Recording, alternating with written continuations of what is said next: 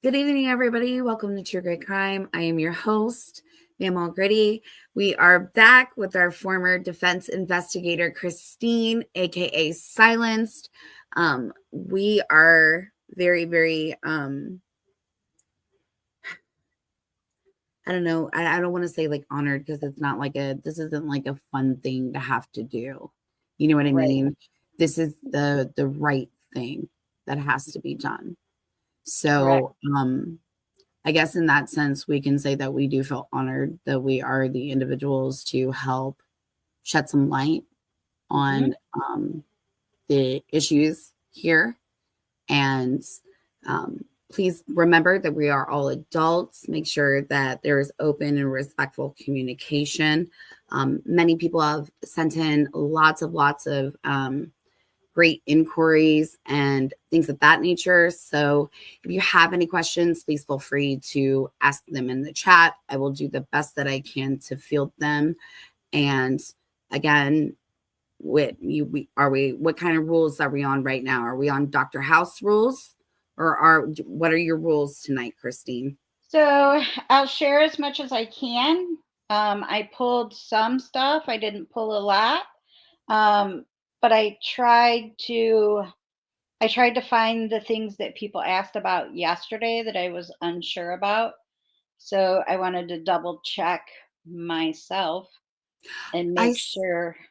I sent you. Sometimes it's hard for us to remember how we found out about things, like whether it came from the FBI or whether it came from ISP or the sheriff's department, or if it came from, informants, because we have those too.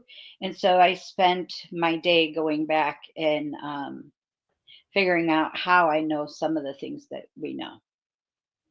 So that was fun. It was like a trip down memory lane a bit. And I appreciate so much that you took the day to go down and pull those things because last night we discussed it and you're like, fielding the questions. You're like, there were so many good questions. So hmm immediately you're like, I'm going to go ahead and I'm going to field files and we're going to get deeper into these things. So Yeah. before we start, Hammy says a question I have. How many people, classmates, friends, family, knew the girls were going to go to the bridge that day? Um, so I know that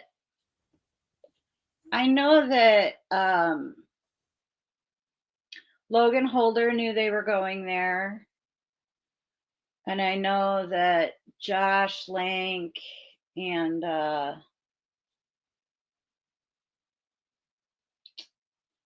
his friend knew that they were going there. So that's three. Um, one of the officers post trial did an interview, and he said that he believes that Kegan Klein knew she was going to be there. So we can add him, even though he's not really a friend, he's a predator, but he knew. Um, Kelsey knew they were going to be there. So at least five, like easily five. And then that doesn't include the ones that were too afraid to say. Because there was this overall culture of being afraid to admit to knowing anything, being afraid to admit to being there. I think the kids figured out very, very, very quickly. Like they are very internet savvy, these Gen Alpha kids. Um, oh, wait a minute, they might have been Gen Z. But anyway, these younger kids, they're really, really good at the internet. And they figured out that if you if you knew anything, or if your name was going to come up anywhere, that you were going to be in the spotlight. And a lot of them didn't want that. Their parents didn't want it. Their teachers didn't want it for them. So a lot of them were encouraged not to say anything. And we saw evidence of adults saying, hold on, don't say anything yet. Let me figure out how we're going to handle this. So, some of the kids were reluctant, and we have narratives of interviews where the kids were almost combative about answering questions. They didn't want to. So there may have been more kids that knew, and they just didn't want to have their names thrown in the fray, and that's a legitimate concern. If you're 13, you don't want news trucks parked on your front lawn either. I know I wouldn't have when I was that age. Right.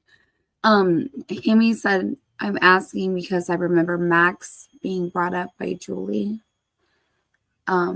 No burger, yeah. Yeah, Yeah, he so there was some confusion, and even I did it. Um whether Max was the kid that Josh was playing basketball with or whether it was the other guy. Like there was Bryden.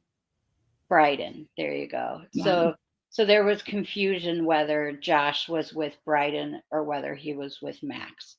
And I had to go back and make absolutely sure before yesterday, and I found my notes on it, and then I looked again in the computer today, and it was Bryden. It was Bryden that had the plans to meet with the girls and Yeah.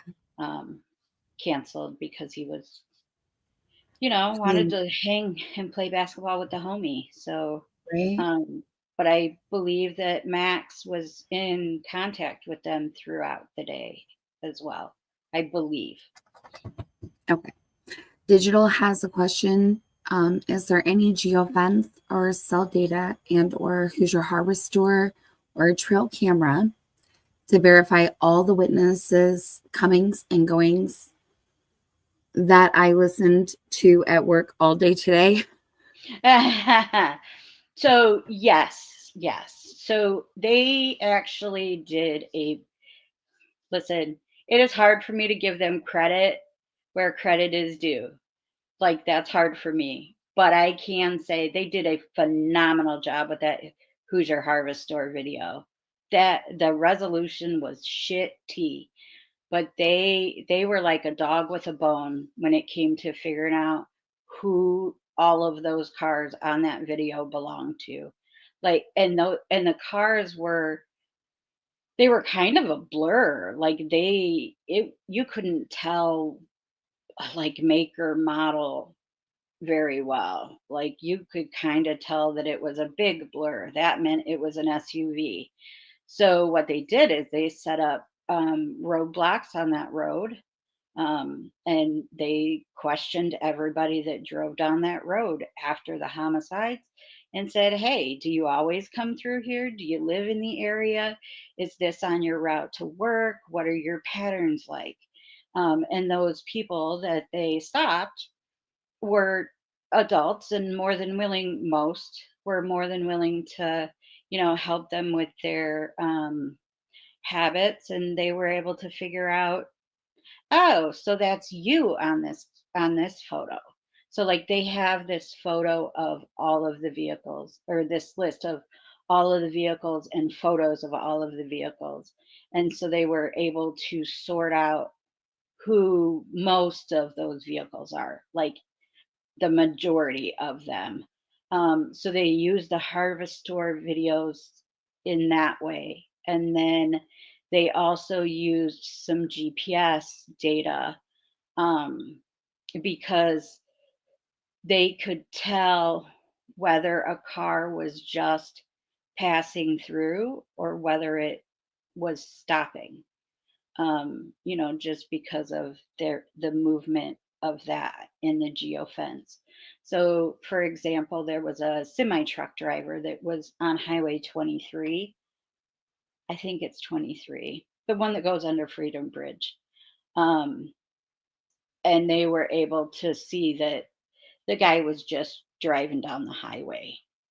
Um, so they called him up and said, "Hey, what were you doing in the area?" And he said, "I was driving from whatever state it was to this other state." And he's like, "That, and that's just on my route."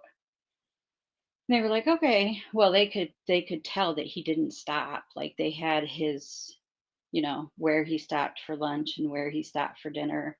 And in order to make that drive, he had to have driven straight through. So they did that kind of work. Um, and then some of the witnesses, the other witnesses, they kind of tied themselves together in that way. They would use one witness to verify the arrival and departure of the other. Yeah, you know what, Hammy, you're right. I confused Bryden and Max for a while, and it's because half of the Delphi peeps believed that it was Max, and half of them believed it was Bryden, and the reports did say Bryden. But when you have so much information that you're taking in, and your research is boring FBI reports, even more boring Carroll County PD reports, and ISP reports. Like those are like dry material. And then you're also learning things from the internet. It's hard to remember exactly where you heard what from, like where you heard that from. It's just one of the hazards of the job.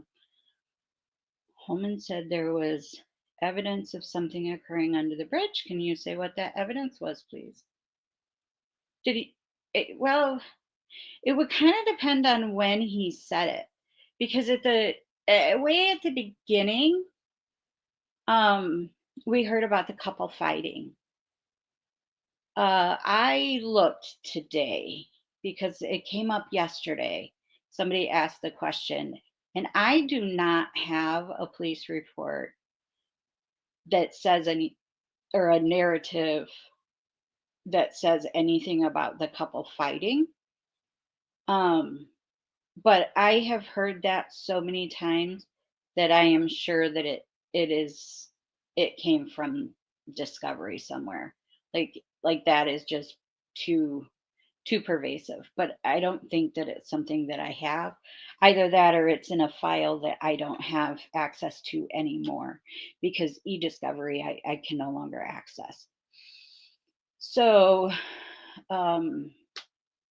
he could be referring to that.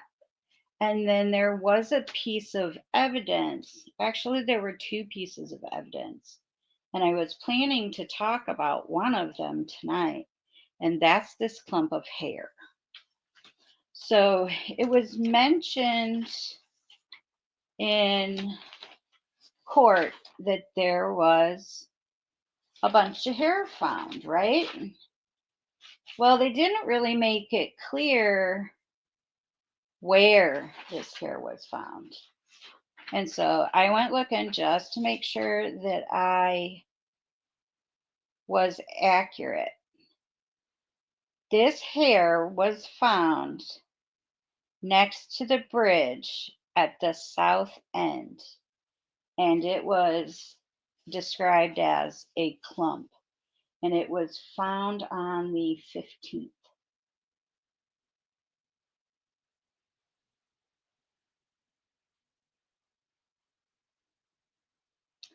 So there's that.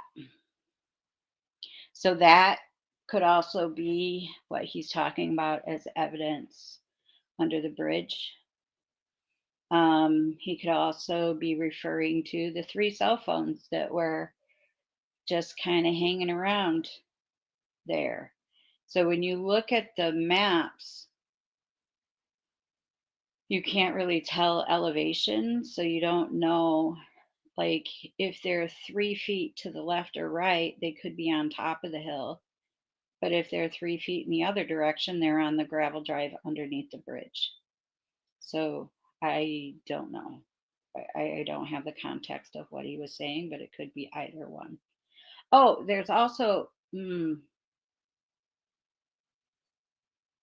so there's a reference in, ooh, I'm going to be careful. I'm threading a needle here. So y'all just going to have to use your common sensicles here. So in the motion to correct error, the first one, not the rebuttal that came out today, they list some things that are evidence that they want preserved.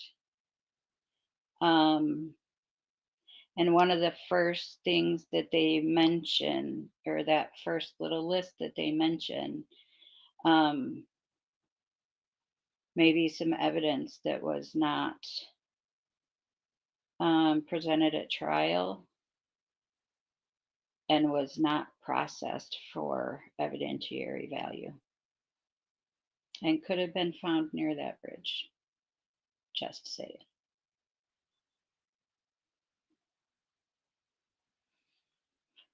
So there's that.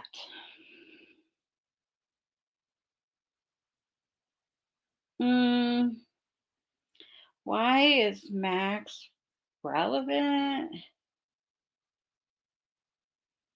I don't know, really.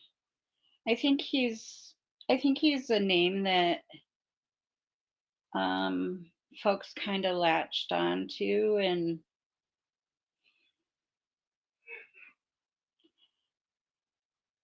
they kind of haven't let it go, really. um I mean, I don't want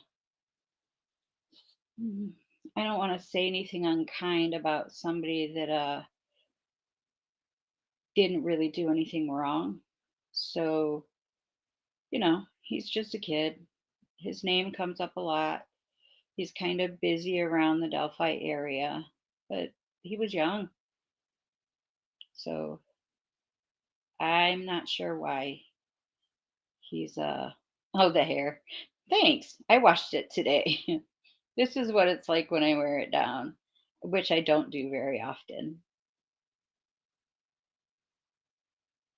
Um yeah, so that's that. Do we have any more questions, guys?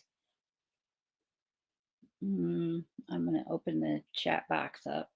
I'm working on moving down. I want to thank everybody. Tonight was the first night that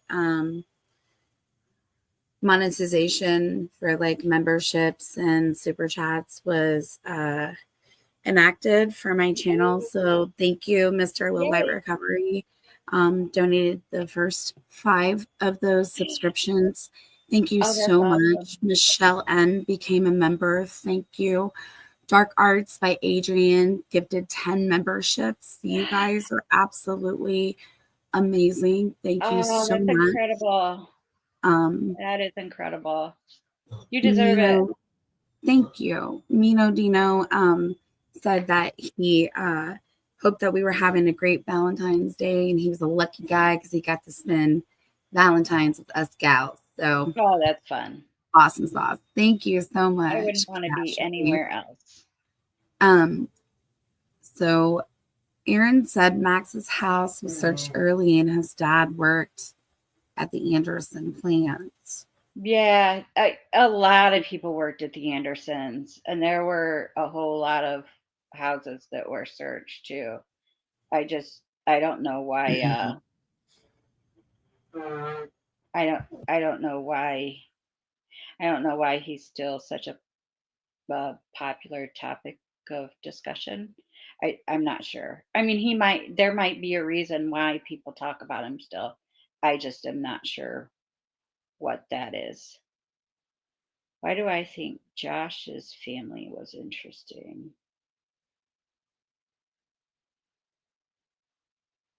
I think it's the last name and affiliated familial ties to the last name. So we're not going to release the last name because he was a minor at the time. But there are some familial ties that tie back to victim number 1. And that is where I will leave it at. Yeah, I was trying to figure out which Josh, because there's more than one. One I talked about yesterday must have been, huh? I thought that was the only one you talked about yesterday from what I remember. But I just wanted to make the clarification. Yeah. Yeah. Listen, Delphi is a funny place. Huh. Well, thank you. It hasn't always been easy living here. I am almost 50 and have been out since my freshman year of high school. And so it hasn't always been smooth sailing. but it is what it is. Now I don't have any issues. It You it's know, it's not it's any not more about difficult here than anywhere else. what makes other people happy. It's what about makes you happy. What Right. fulfills your happiness and where you want to be in your life. People Yeah. can make whatever choices that they want to make, good or bad. And the consequences that come to them, you know what I mean? You can do good or you can do bad. You got one or two choices. Right. So and you don't you might as well not miss out on life.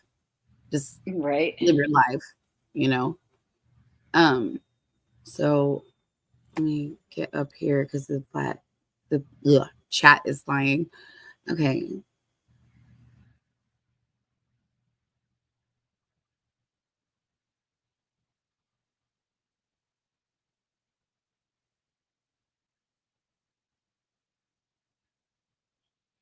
Is there any evidence some of the minors has been used the way criminal organizations are known to use them elsewhere? Runners, mules, and worse.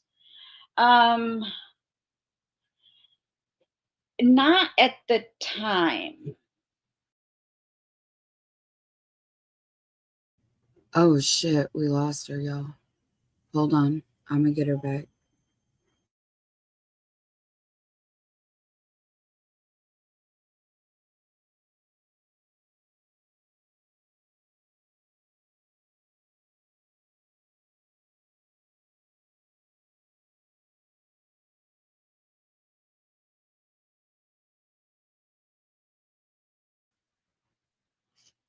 Welcome back, lady. I should not play with buttons. See, on StreamYard, when you go to close the comments out, you got to click the little You do X that at to the me top. all the time. Yeah. I know. You got to hit the little X at the top. If you hit your phone's back button, it throws you out of StreamYard, and I just won't play with any more buttons. So at that time, there was nothing that they were using the kids for that was illicit. The kids now are no longer children, and some of them have had a pretty rough go at adult life. Adulting has been hard for some of them. And, I was a sophomore in high school, I think, when we had a friend that was murdered. And that 100% affected some of my classmates into adulthood. So it's not really uncommon for them to be affected in that way. Because, not only was their friend killed, then they had a very high profile case. They had news cameras around all the time. That community is you can tell that they were shell shocked by this case, by the way that they have signs all over saying no media. Like, you can tell that it's had a pretty profound effect on the community as a whole. Rumor that Libby's nose had damage to it? Absolutely not. So that rumor is a nah. The only injuries that Libby had were to her neck. Same with Abby. And one of the girls had some swelling at the base of their brain, but there was no corresponding injury on the outside. And so the assumption there is that maybe she was getting sick or getting over being sick, like maybe something physically had was happening, because there was no bruising, no, she hadn't like been hit in the head or anything like that. So I mentioned the people that found the crime scene yesterday. Can I talk about who allegedly searched that same area the night before? So there were some yes and no. So they didn't keep very good records on the 13th. So if I talk about who actually searched over there, um, that would involve quite a bit of speculation on my part, um, because I don't really have a report. Like, they didn't question anybody that had searched that where that little crime scene is, right? Because the actual crime scene is from the bridge entrance to past where the girls were at. That's the actual crime scene. But the little crime scene where the girls were at, we don't really have a report on who searched that the night of the 13th, and that they were questioned. At least I don't. However, I did, not I, Erica, had the opportunity to spoke with someone that had been on the other side of the water, parallel to the crime scene that night. Now, what they said is that they looked across the water and could see torches. So I believe that when they say torches, they're actually meaning flashlights. I don't think they're meaning like, you know, fire sticks kind of torches. We're not talking about tiki torches. I think we're talking about flashlights. So there's that one. There was also another person that said that they were out there that night, the night of the 13th, and heard screaming at 2 a.m. So that person that heard the screaming was with another person. They, these two are different than the original person that called in the 2 a.m. screams on the night of the 13th. So now we have people in two separate groups that heard screaming at 2 a.m. from the area near the crime scene. 2 a.m., 2:15 a.m., like somewhere in that range, right? Well, now Michael Osbrook mentioned that Brad Weber's girlfriend was staying at his house the night of the 13th, and that she had heard a large thump against the house somewhere around 2 to 4 a.m., I think is what was said. I don't remember if it was 2 a.m. or between 2 and 4. So to me, that tells me something strange was happening out there at around 2 o'clock in the morning.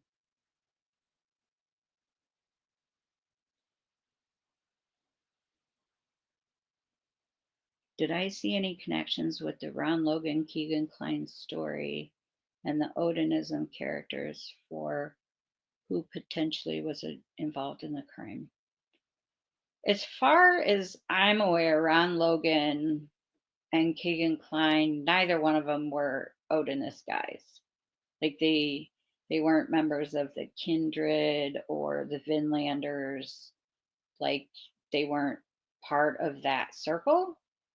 I have heard rumor, and it is only rumor, that Ron Logan may have been a militia type guy, though. And some of the Vinlanders are also militia type guys. So I'm not sure. I'm not sure if there's a commonality there or not because it's rumor. That's why this rumor about this party the night before the murders, that's why I would like some proof about, was there a party? Was there a get together? Was there a hog roast? And if there was, who was in attendance? That's why I talk about that so much, is because I really want to know.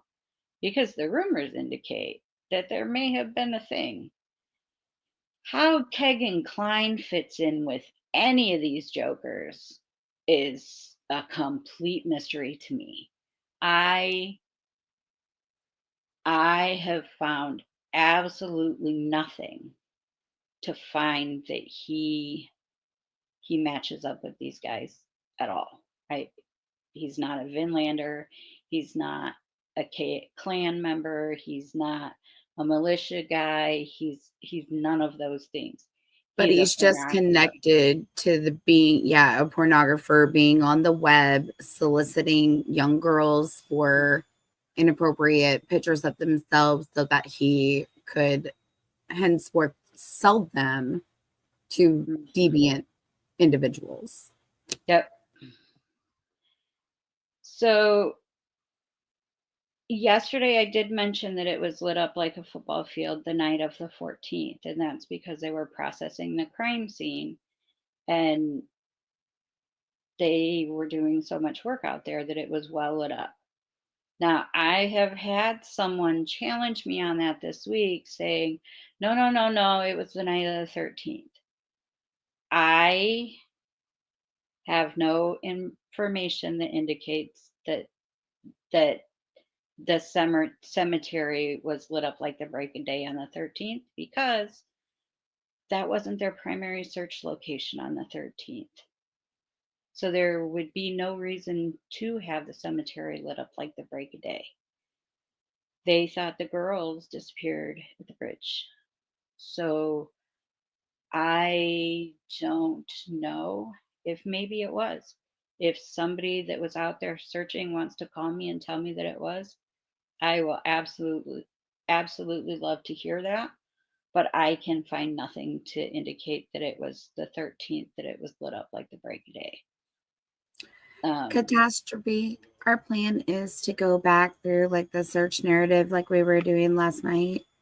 Christine has pulled and fielded some files to help give you guys some more clarification on the information that was shared last night. We're just kind of like fielding questions right now. But I definitely wanted to just let you know and thank you for your kind words. Yeah, I'm sorry, Christine, go ahead. I didn't pull a whole lot for tonight. But I can definitely fill in some gaps. Okay. And yeah, we welcome questions. Like we said before, just make sure that we're all respectful. We're adults. It's, kind of Dr. House, but she has rules sometimes. So she said tonight the rules are if she can talk about it, let's talk about it. If she can't, please make sure that you show respect to that. We also want to remind everybody that we're trying to be mindful of all of the families and parties that are involved on both sides here. So we do want to make sure that we remain respectful and responsible with this information as well. We want to show you as much light as we can, but we also want to respect the fact that there is somebody else that is in the bounds of fighting for their life right now. So part of the reason that my search took me so long today is that I went in search of these 3 kids in this group, right? This search group of the 3 children. Or this I'm sorry, the 3 children that Rick says when he got to the bridge, he saw a group of 3 girls. When Dan Doolin finally got around to entering his interview notes into the computer, he also wrote that Rick saw a group of 3 girls. Well, that group of girls that's on record, the group we all know about, wasn't 3 girls. It was 4 girls. They were trying to hide a girl. And then those 4 girls actually became 5 by the end. So it was a little sister was child number 5 that was in that group. Now, I don't think that they were hiding them on purpose. I don't think so at all. And I've talked about that group of girls before on this channel. I think what it is that they were protecting the little ones from, first of all, a police interrogation. We have heard from lots of people that the interrogations were, they were a little rough for the kids. They didn't leave them feeling real warm and fuzzy afterwards. So I think that they kind of didn't mention all of the little ones because of that, and because they couldn't add anything to the conversation. So that begs the question of,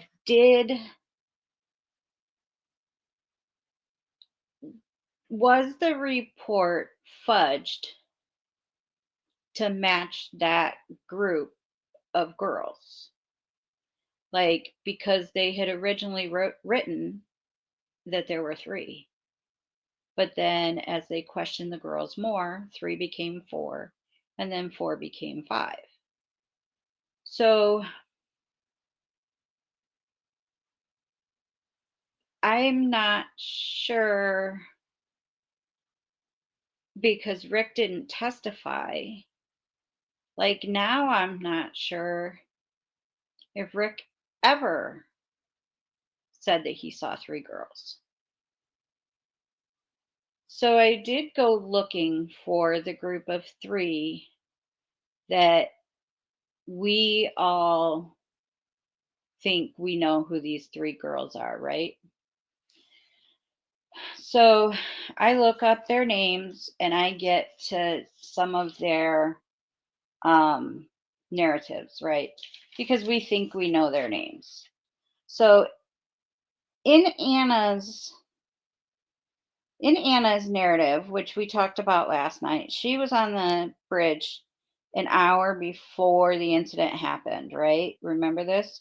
So they say she was there an hour before the incident, but they don't really know when the damn incident happened at this point. She saw Dan McCain and gives a description and all of that. Well, then we have Maya. And I am not going to say her last name because you all know it anyway. So she says that she was at the High Bridge and met with her boyfriend Evan at 4. Now, she was riding the scooter to the park, and her boyfriend was riding the Razor.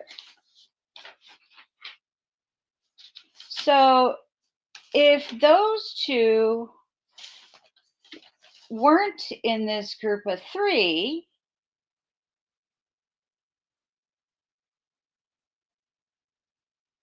then that would leave Emily. So I go to search for Emily and I find nothing. So I don't have a narrative for Emily. So either she's just not in the state's narrative, because I don't have the federal files anymore. So she's either not in the state's files, or I learned that through some other means. And it could be that one of the other investigators have it. So as much as I want to give everybody the details on the group of 3 girls, I can't, because I don't have it. Because I just can't. So I did come across the group of names that were with Anna, which I also find strange, because Anna said that she was, I just read it, she alluded that she was there by herself or with her boyfriend, right? Well, then I have her in a group with Rayleigh, Isabel, Kayla, and Kayla's little sister,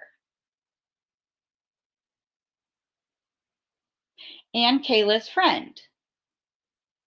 And that they were walking near the bridge an hour before the incident.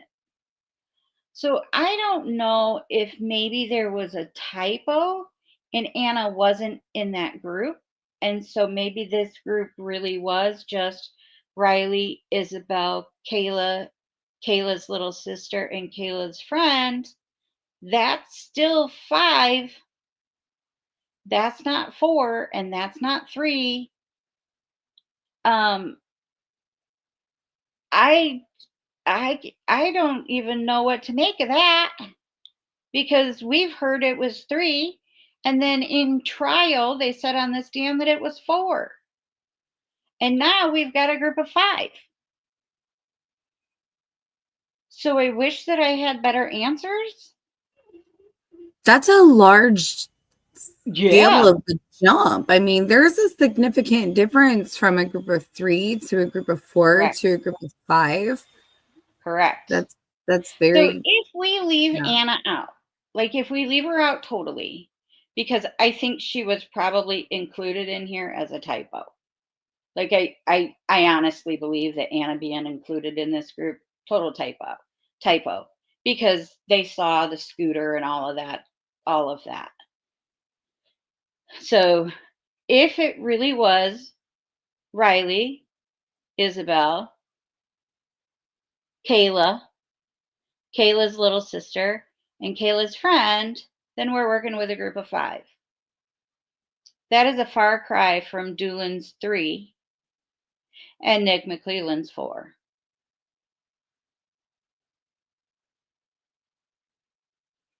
So, and that came straight out of an interview.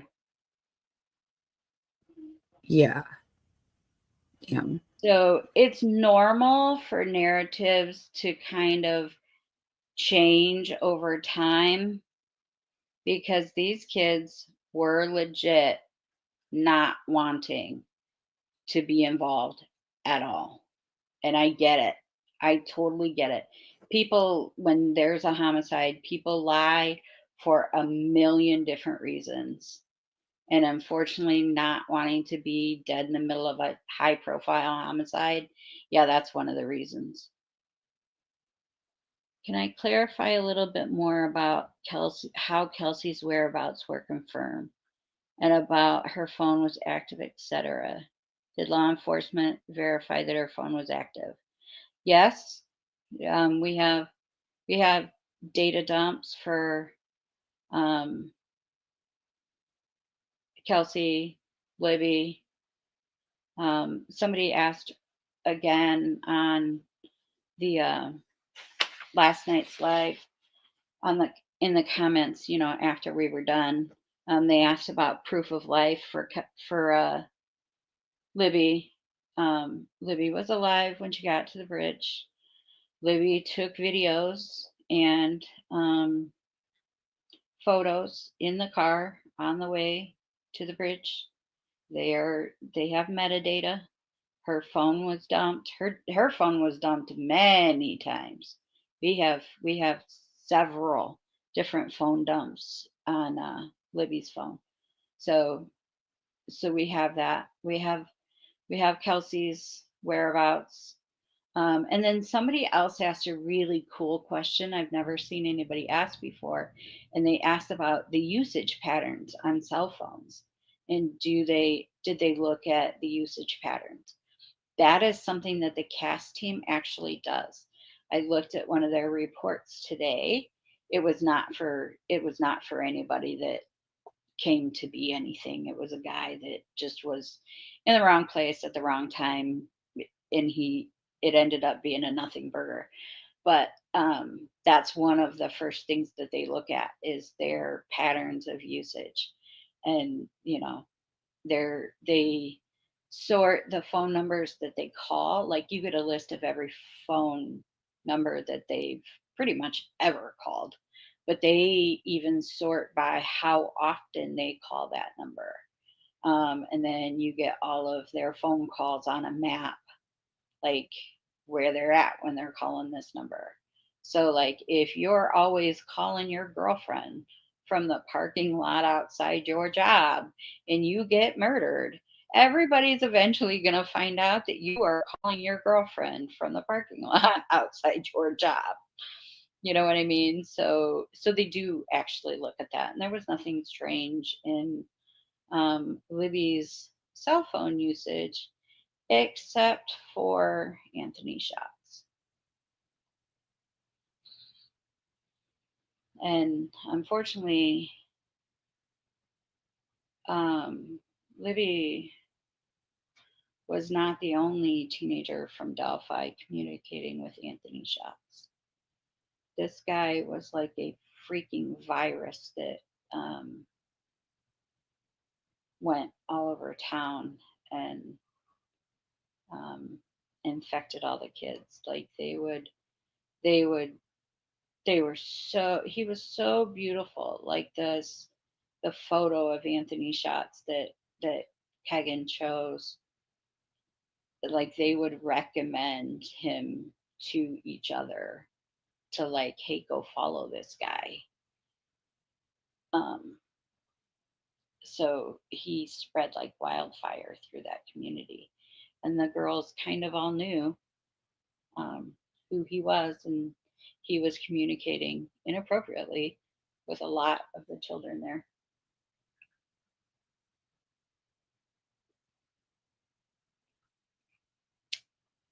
I know it's not the defense's job to answer how the storylines meet, but my question earlier was wondering whether Christine, you had a connection. All right, which Christine are you referring to? Right? Right. There's too many of them. Too many of them. So like, yeah, it's kind of funny. There are a lot of Christines in our circle here. Are you? I don't know if she's talking about me or you, because which storylines? Yeah. Which storylines meeting? I think I am reading this out of context. Like, I don't know when you made this comment. It was further up, like, and you were kind of talking, but I'll just give you the next question Hammy had. So I'm sorry, Hammy. Like, she's asking I all was the right too stuff. slow at the draw. She or he is asking some really good questions. I believe Hammy is a lady. Oh, can I tell you why the FBI was dismissed? It was disagreements on a killer's profile. That's the way it appeared to me. I mean, it's not like they wrote a note in the file saying why it happened, but it was pretty obvious that it was disagreements over how to clear a suspect and who could have done this and what their profile was like. The FBI was pretty clear that their profilers did not think that this was a sex crime at all. Like they were very clear in their reports and in their recommendations. They said that this was absolutely not a sexual crime.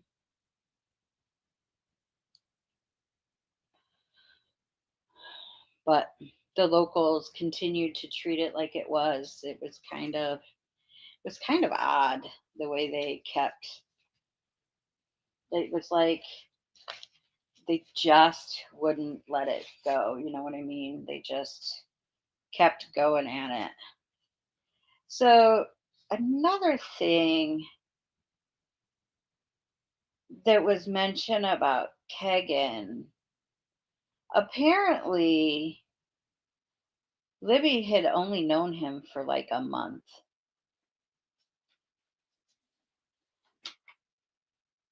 So here's some, oh, you just saved me. I was about to get myself in some hot water and dip into sheer fun gossip territory about Who you. did it? Who saved you? Oh, hey, Christina. Who? I was about ready to get into some sheer gossip about a colorful YouTube creator. What? You know. I do know. So they did turn Kelsey's phone dump over to the defense. Last I remember, though, court filings that they didn't have a phone dump for Kelsey, Derek, and various other families. You know, lawyers fight over what lawyers fight over, but I think that those were gotten at some point. Oh boy. Ellie can't operate digital equipment or do simple math. That's funny. Yeah.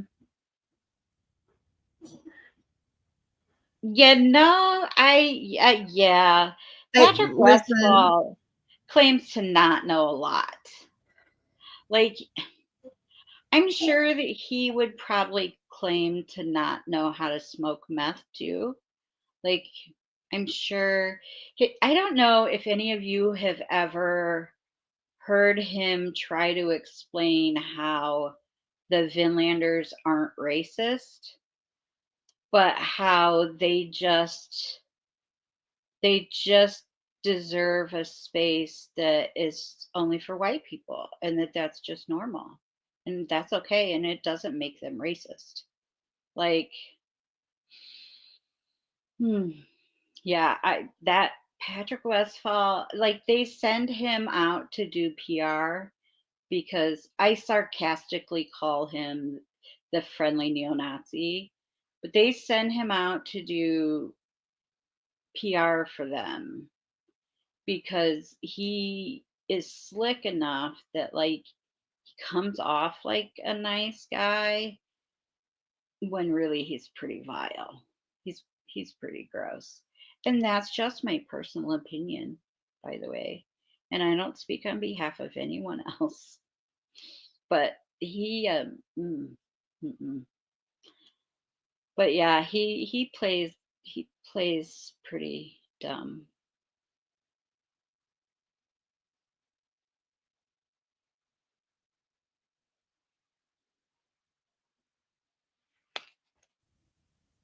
okay, so we have this next question. Any proof of the contact or just self-report? And if yes, is there more than self-report for Delphi case? Sorry, guys, I'm a little behind on fielding these, so forgive me. Proof of contact for who? And self-report for who? I wasn't paying attention to the chat exactly when you had said it, or like when you were talking about it, so I didn't catch, you know what I mean? Like I would have normally caught that, but sorry. That's okay. Kat, if you could reiterate the who it is that you're referring to. Oh, also, can you clarify what you were saying about McCain's camera, please? I think you said it was an orange disposable camera. Is that a throwaway camera or a normal digital camera? So a disposable camera is a throwaway. So some of the witnesses just said that he had a camera. One of them actually said it was an orange disposable camera, but then there was an actual evidence mention of his SD card from his camera. So it wasn't, he either had more than one camera or it wasn't a disposable camera, and it was like one of those Nikon Coolpix type cameras that can look a lot like a disposable camera and not be. That's what I would assume that he had, was just a small camera. And you know, it looked like a disposable, but it probably wasn't. And we know that at least one of his cameras was not, because they took an SD card out of it, so they could go through all of the photos that he took. Do I find it huge that the FBI BAU ended up on ritualistic homicides? I look at Mercado, Burgess, and through their BAU training, everything seems to come back to psychosexual homicide. So the BAU did come look at this case. They questioned all of the children, um,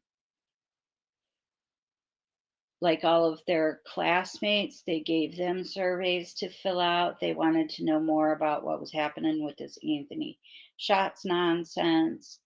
And this is not psychosexual, according to them. This is in no way a sex crime, and that is from the BAU. So they were very involved and they helped to build that profile.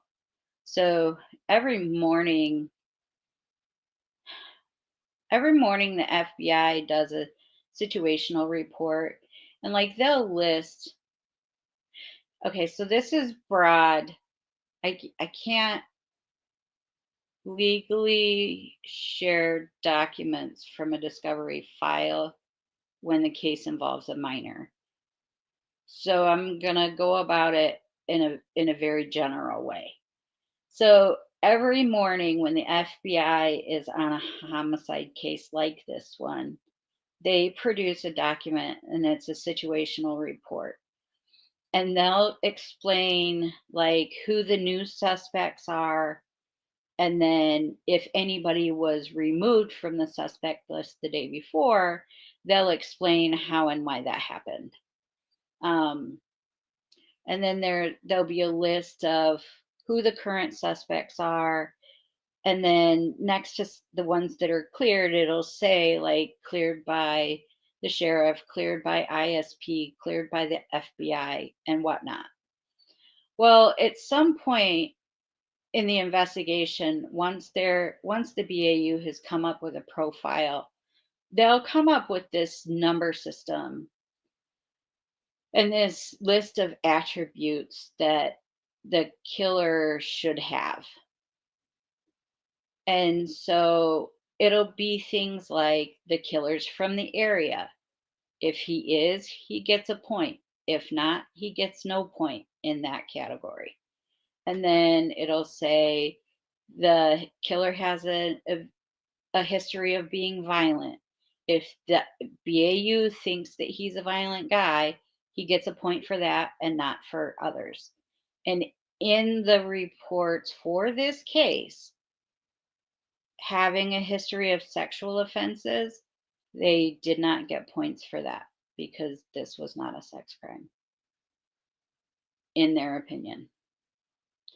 However, the locals continued to spend time, money, resources interviewing every sex offender in the state.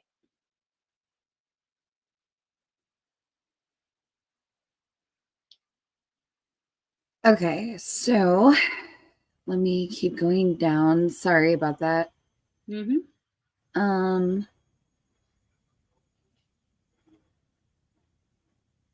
Okay, this person, oh, hey, Christina says, I swear I don't think I've ever heard that they got Kelsey's phone stuff. Am I misremembering? I thought it was still a thing that supposedly LE didn't take KG's phone. I've got to go dig now. Laugh out loud. Okay. So you don't have to have someone's phone in order to get a dump on their data. So there's that. You can do that without their phone. And things change over time. So I wish you the best of luck finding that in the public sphere. You might be able to find reference to it in some of the filings. That'd be your best bet at finding it if it was mentioned publicly. Did the BAU think the murders were a hit? It wasn't really voiced that way. They thought that it was someone that was local. They thought it was someone that was violent. They thought that it was someone who had tips sent in about them. What else was on the list? They thought it was somebody that did not have a history of sexual violence.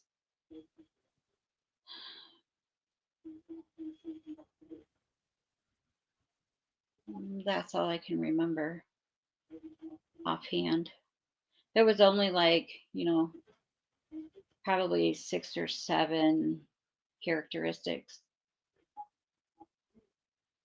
Was the FBI profile kept under wrap because it was so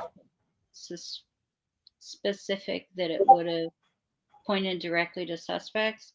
I mean, Nick McClellan kept everything under wraps, right? I mean, he didn't tell anybody anything about anything. But we all watch what is it, Criminal Minds, where they come right out and say, I'm ready to deliver the profile now. They don't really do that in real life. So the BAU generally works in secret anyway. Like overall, sometimes their stuff gets leaked, but this case had a gag order. So they wouldn't have shared those results with the public anyway. But then you also had Bluff and Carter out there taunting a murderer in press conferences, saying, we know who you are. You probably in the room right now. Like all of that was happening.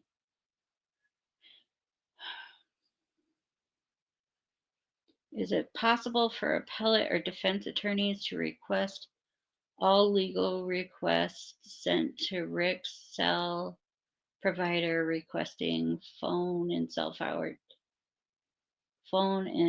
tower list, anything subpoenaed and what was returned? I think you're assuming that wasn't already done.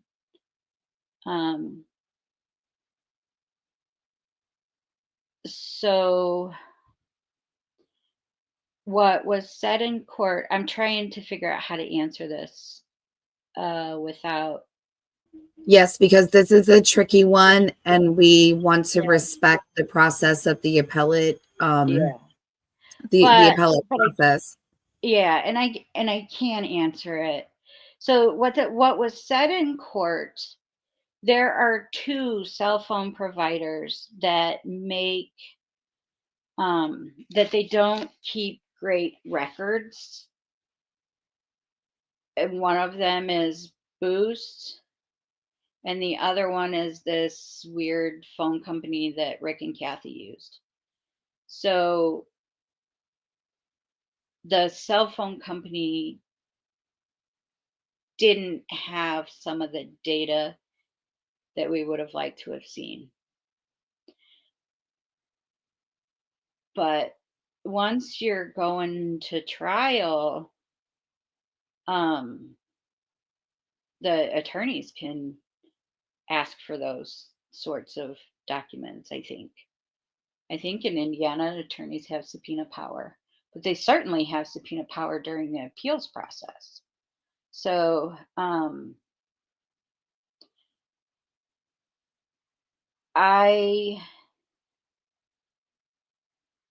don't like to assume that they didn't ask for things that they don't have.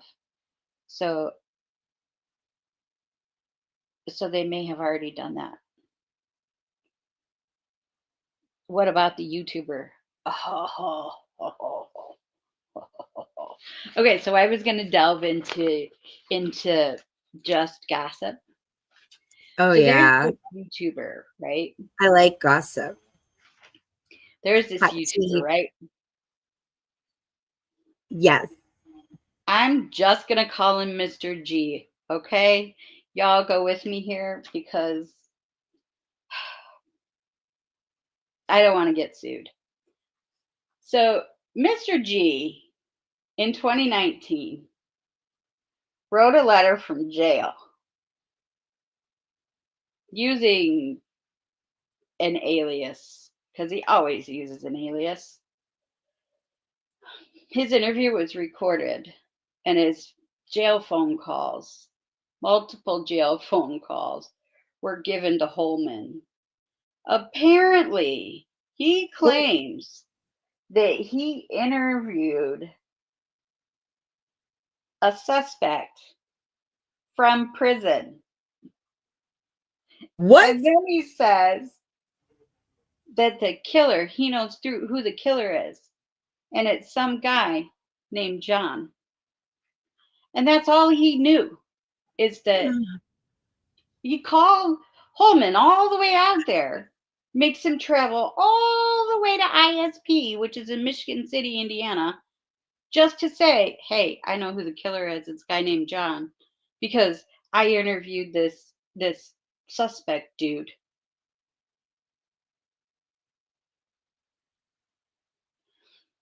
Okay, so this same YouTuber, right? We got another one.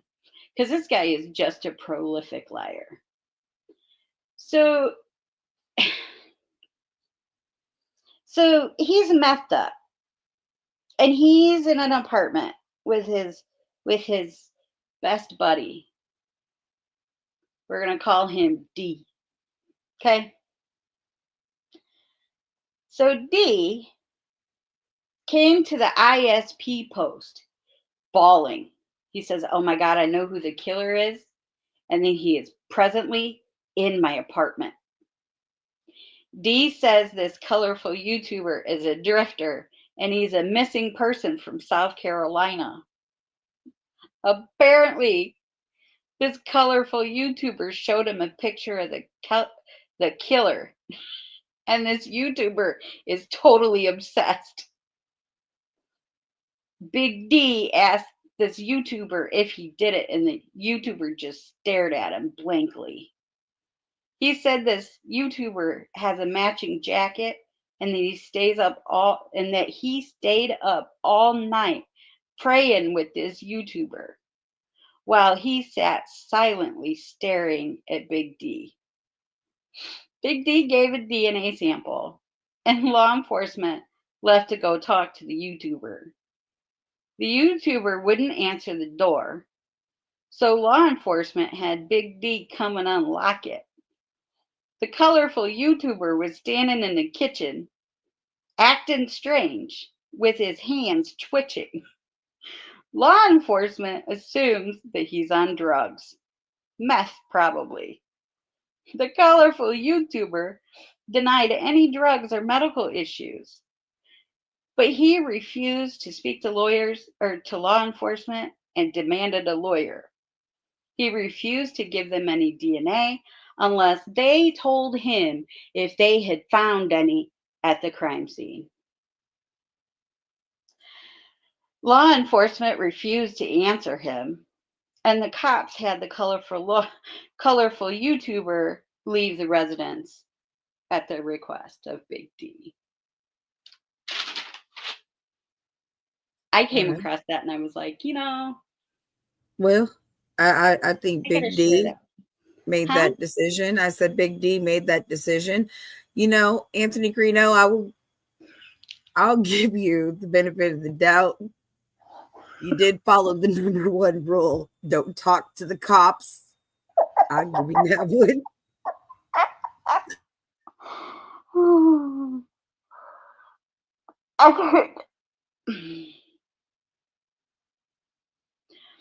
I'm sorry. I should not, but That's oh fine. my goodness.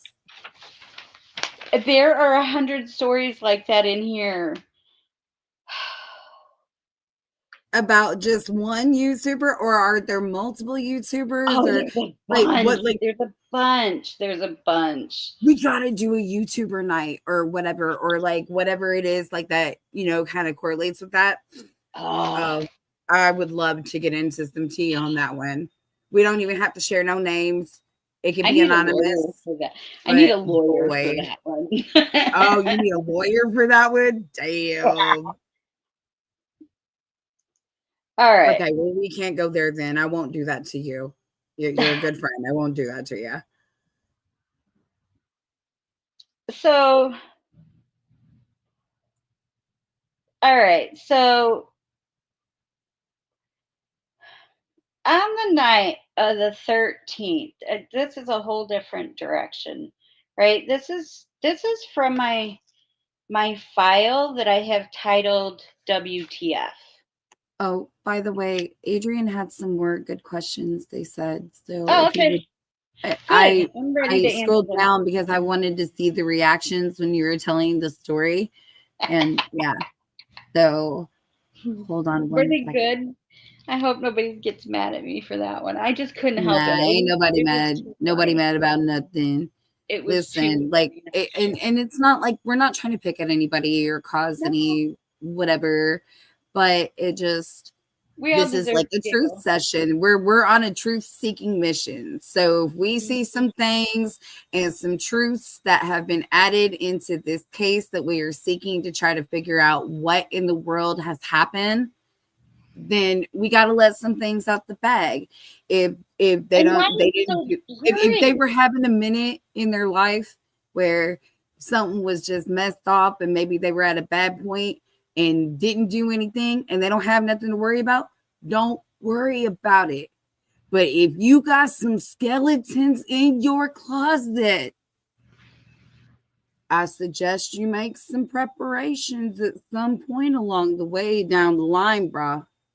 Just Why you gotta saying. You come mess wouldn't with want my to. case?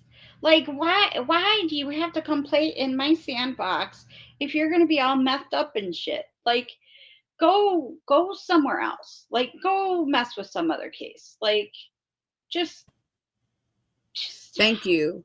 Because there has already been enough like ridiculousness as it is with this investigation alone. These little right. girls and their families have been put through the absolute ringer. And I don't feel like these individuals received the full question, like answers to their questions and everything that they deserve to know.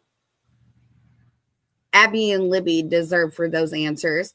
Other Mhm. people who have been connected to this big congruent map of loss Mhm. deserve to have those answers too. Their families deserve closure. People who have invested their time, their assets, their energy Absolutely. deserve this.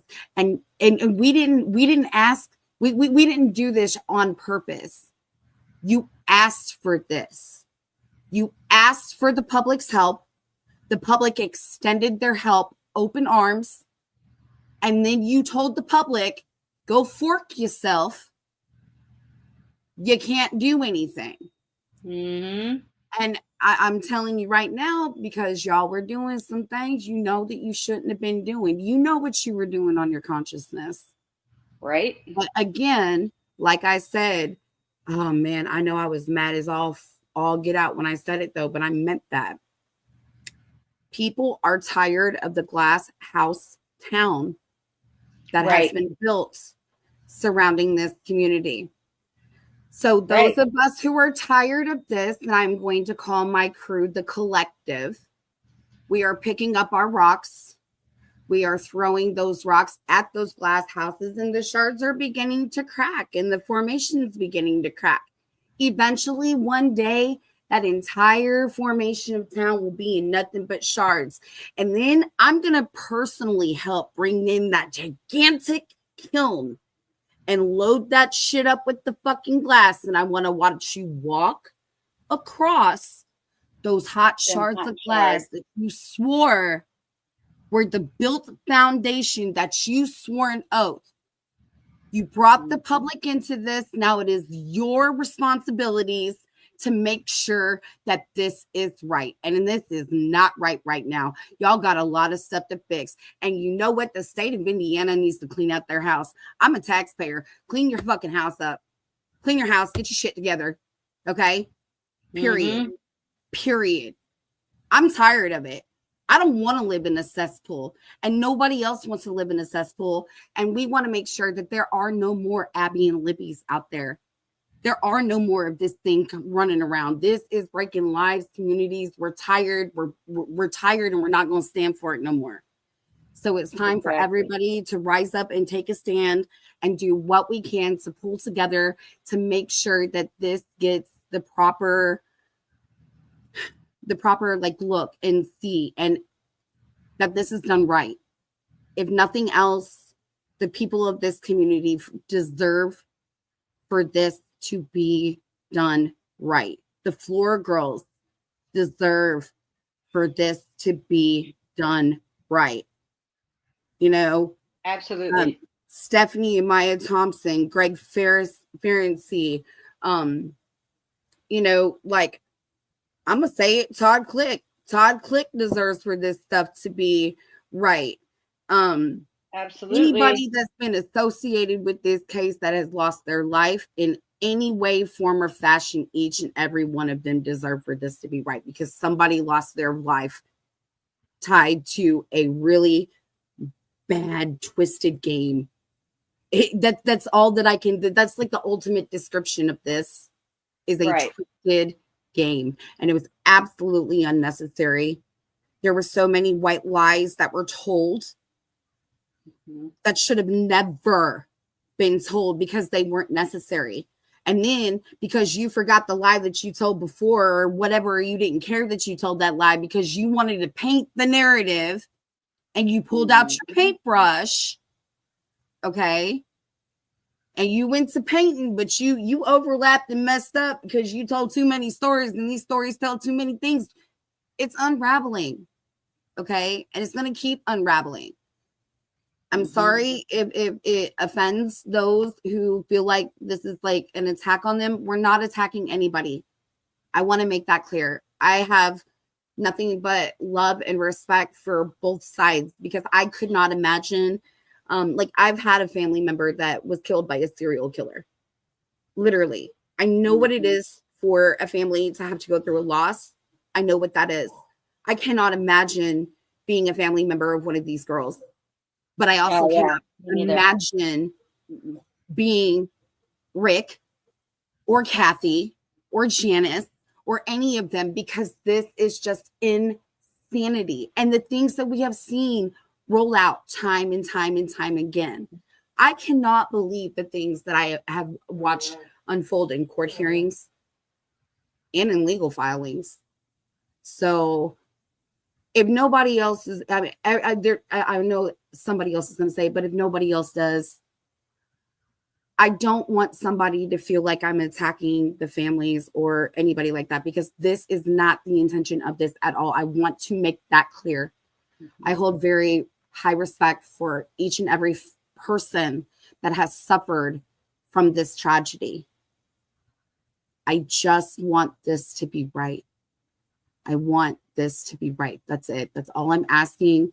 So if people feel some type of way, please don't feel that type of way about, like, you know what I mean? Because that's not what this is. We are certain, we're just clearly seeking what should have been done in the first place for the victims. That's it. Exactly. I will leave it at that. I'm sorry I had my soapbox moment, but I gotta find your channel, right? You can talk as much as you want to. I know I can talk as much as I want to, but you are my guest, and it is so rude. Like, nah, you're fine. Yeah. So I gotta find. So they said Adrienne was asking some more good questions, and I had some of hers.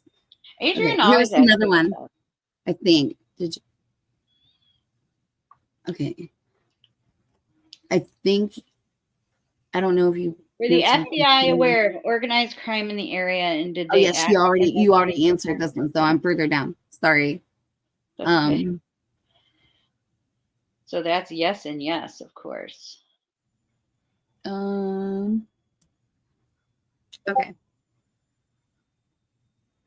As internet sleuths, what do you think our time on the case? Where do I think you're? Ooh.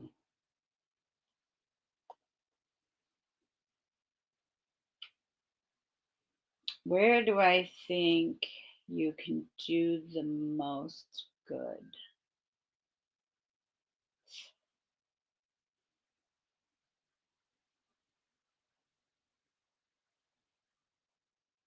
Hmm.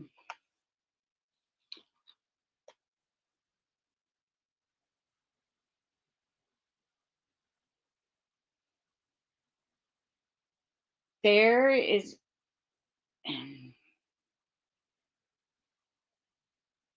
there is information that I'm looking for.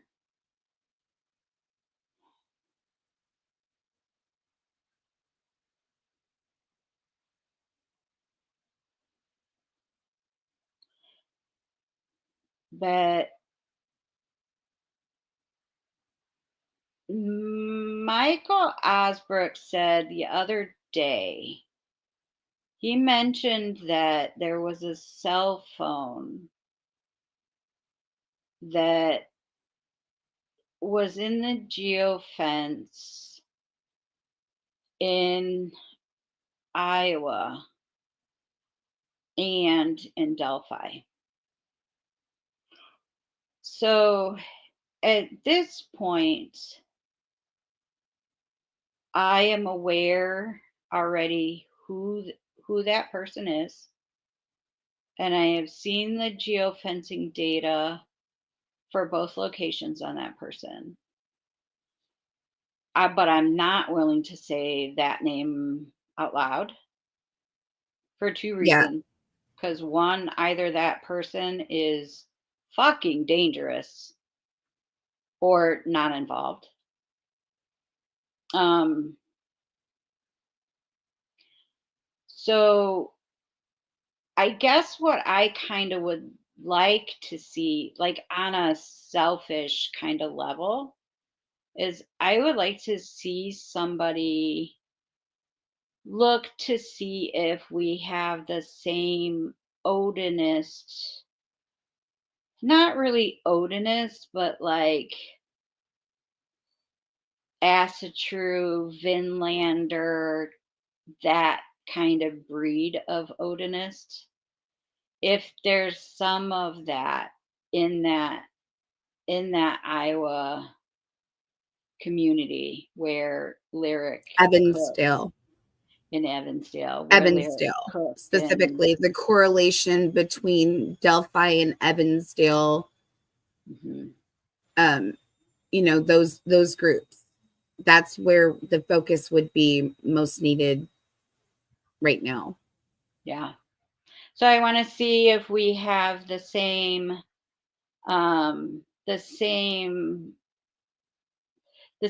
folks, the same, like, not necessarily the same exact people, but like the same kind of people, the same, the same trafficking organization, the same um, neo-Nazi type folks. I am trying to figure out if those ties are also there. Like the murder itself, like there's good sources if you want to learn about their murders, but it's the folks around those murders that I have an interest in at this point, because there were a couple people that were in Evansdale at the time of the murders. They were in that geofence, and they were also in the Delphi geofence. So personally, I find that interesting. Um, and if you find information of that sort, you could send it to me, or you could send it to the tip line the defense has set up, and it's Delphi tip line at gmail.com, I believe.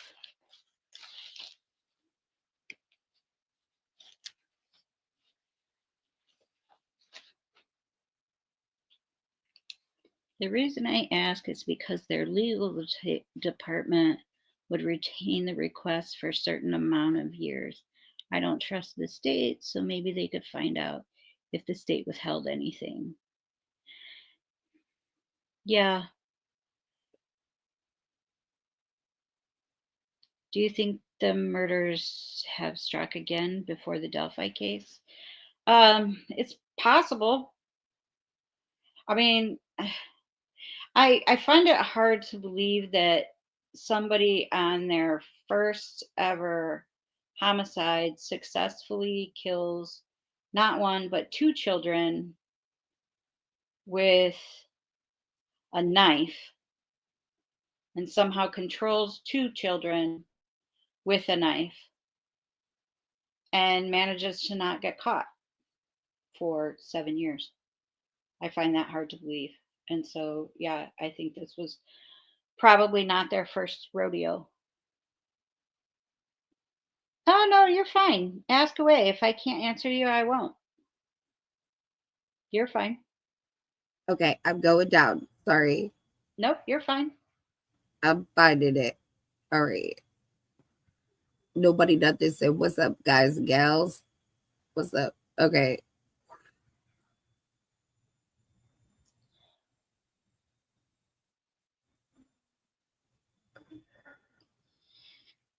Do I think they've struck again since Delphi? Man, I don't know. I haven't really had the time to look for any. There's also lost in the lost in the that 70 days of interviews. There's a pair of twin brothers. They're Larry Hall and Gary Hall. One of the brothers is a prolific serial killer and he is in prison. His his other brother is significantly mentally ill and I believe mentally challenged. He was questioned in regards to Delphi because his he lacks that sexual aggression. He was called in many times to the tip line. There were a lot of people that called him in and said, "Hey, you should go look at this guy." And they did interview him. All I had from that interview was a written narrative, and it was very short. That that was kind of sad for me on a personal level because I've always been interested in those two brothers. They were at one point a suspect in my friend's murder. Um, they ended up, it wasn't them, someone else was convicted for murder, but um, so there have been some actual murderers involved or that were questioned for this homicide. But as far as after Abby and Libby, once I took this case on, I didn't have time to look for other murders. Now that I'm not actively working at, um, I have more time, and I'll probably look for more. I'll continue to look for their signatures for a Oh, long wait a time. minute. I thought I had another question in between. Oh, there it is. Because I clicked off that. I was trying to feel down to the next question. And yeah. Yeah, that's the one I was answering. Yeah, you were just, yeah. I'm sorry. I'm having a blonde moment. Don't worry about me. Okay, here it is. Can I talk about how psychics have been involved in the case? Yeah, so yeah, the Leaf one was batshit crazy, man. So there have been several. We've had some. I have a predisposition to not like psychics that try to get involved in homicide cases very much, but that's because I generally work on the side of the families of the murdered. And psychics generally cause more pain for the families than they do comfort because I can't tell you how many times psychics have led us to the big tree. You'll go here and you'll see one big tree, and that's going to mark the spot. And it never does, right?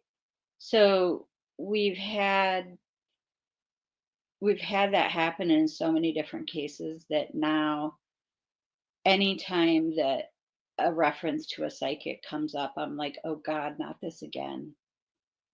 But to be fair, there have been a couple in this case that were not damaging. They did not reach out and bother the families, which I respect them for. They didn't really come up with anything that was earth shattering that we didn't already know. One of them was, she was not accurate, but she at least did no harm. You know what I mean? So there have been some over the years that have been helpful. There are some that have just been delusional. So it kind of runs the full spectrum. So um, some of the stories are more hideous. Some of them are just so so damaging and painful that like I wouldn't even repeat it because they gave really detailed explanations on what happened at the time of the murders, and just it was gross and it was gory and pretty fucking sick, especially because that's not what happened anyway. So they made up a story that sick and that twisted. So, there were kind of those. And I know that a girl that we all watch on YouTube, she's kind of like, she's the sweetheart of Delphi. She did an interview with a psychic, or she had a psychic do a reading, and she shared that with a lot of folks, and that was interesting to see what came out of that. I didn't see the whole thing. I saw parts of it, but that was kind of interesting. So, I can be open-minded as long as they're not, creating trauma and reaching out to mothers of dead children and describing gory details. But, you know, um, Catastrophe said, so the YouTuber claims they found the killer, or they are the killer, or both. so they claim that they know who the killer is. So they gave a name, and it it ends up not being someone that even stayed on the list, uh, or even really hit the list. So the first name is John. Like, he gave the full name, but his first name is John, but he's not even somebody that law enforcement ever even considered a suspect. He Low had light and he recovery. didn't Oh, have any details on why he thought this guy was the suspect. It was probably somebody that, shorted him on his meth bag or something. low light recovery says, no, I'm interested in knowing if there was a file on internet personalities in Discovery. So were there any files in Discovery about said YouTube personalities? One, So they many, I don't weren't know.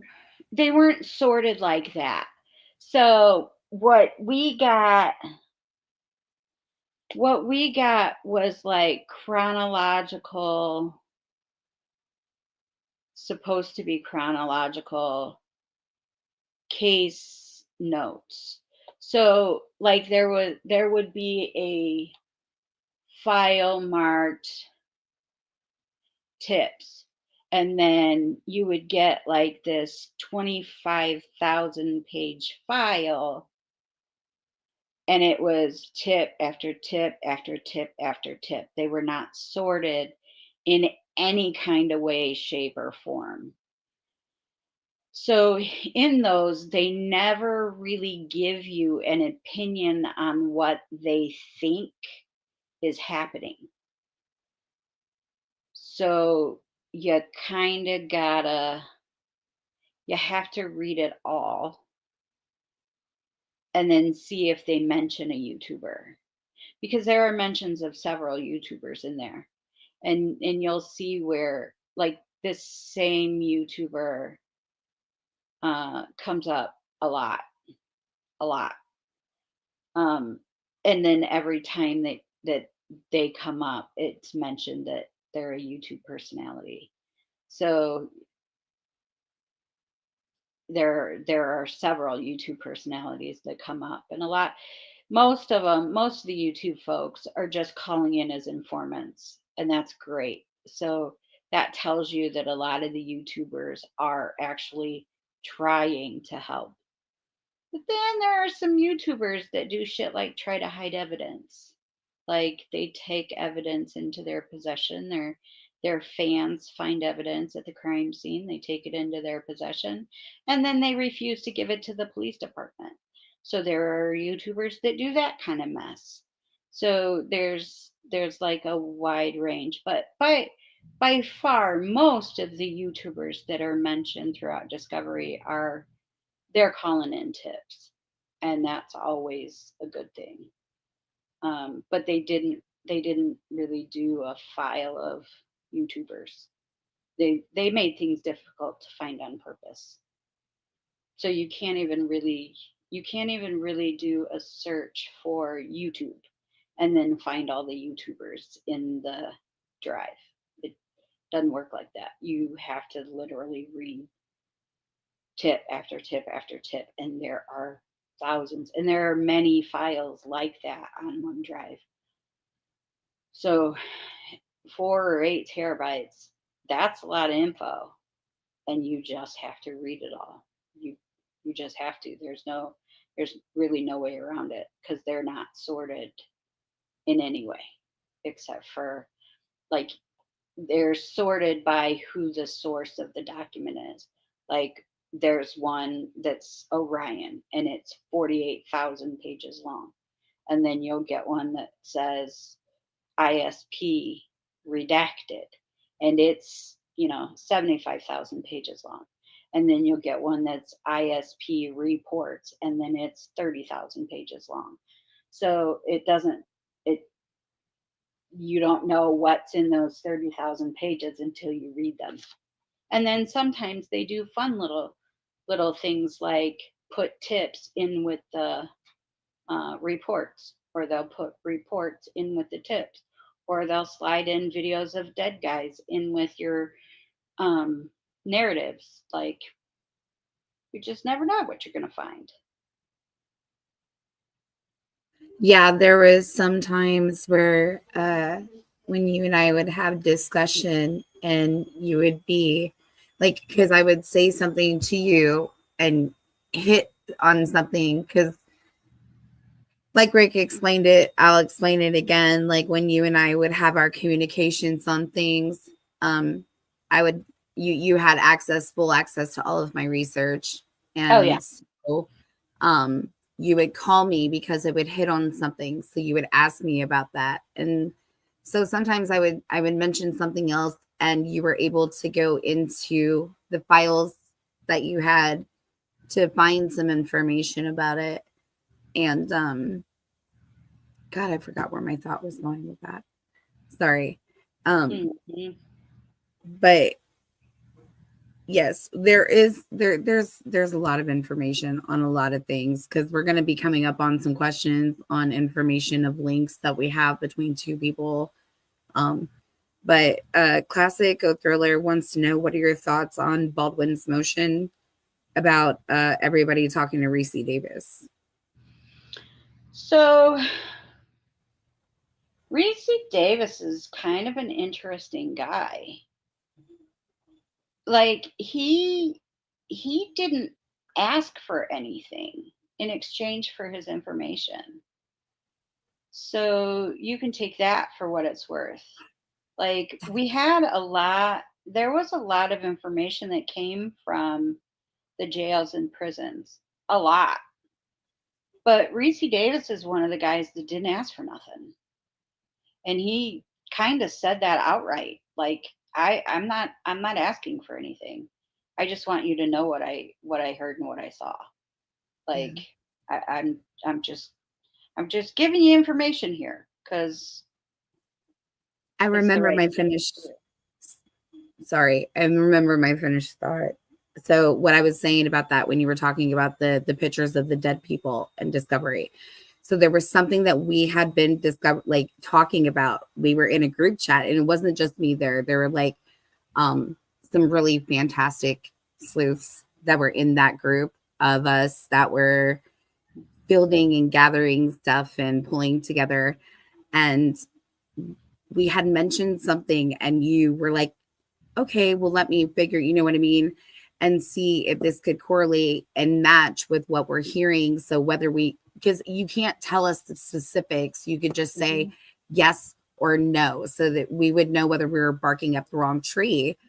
And Right. something that you were looking for that we had been talking about was when you came across the picture of another person who was a YouTuber, but also like a more intricate um player into like the larger narrative of all of this other stuff that's happening in the criminal underworld. Yeah. And yeah, so we like in real time when you came across that, like we were all just kind of like, huh. And you're like, huh. Like I'm looking at this and I have no idea who this person is. I have no understanding why this guy correlates. There's a picture of him and he had the nickname and when you said all he has is this name and when you mentioned the name we were able to tell you who it was, pull a picture, send it to you, and you were like, that's who that is. So Yeah. yeah, Yeah. but real life, that did happen, right hand of God. Like that It was did. something that happened during our little deal It here. did. And then I didn't know until much later when I saw a court filing that the lawyers had a video. I had a photo. Yeah. So I knew that I had a photo of this guy, but the lawyers had a video. I work in the middle of the night, right? I'm not really the sensitive type, right? I can Yes. be, just because I've done this work for a long time, I can be kind of cold. And I know that and like I I deal with the stress of work through some really childish, inappropriate humor. But there's some Yeah, shit but you don't we just all? Like you right, have to be with exactly. what you are dealing with Yeah, every single day, all you day have long. to be able to shed that in some way, shape, or form. So I don't give a damn if it makes you feel like a kid in a candy store or like a day in Disneyland to do the most Right, craziest things just to get your mind just like washed away or like your energy to like right. So cleared of that because it's heavy. I can normally deal with that stuff just fine, but I work best in the middle of the night, right? I at that time my son still lived at home and my wife's here and I still have normal house stuff I got to do. So the middle of the night is that's my me time.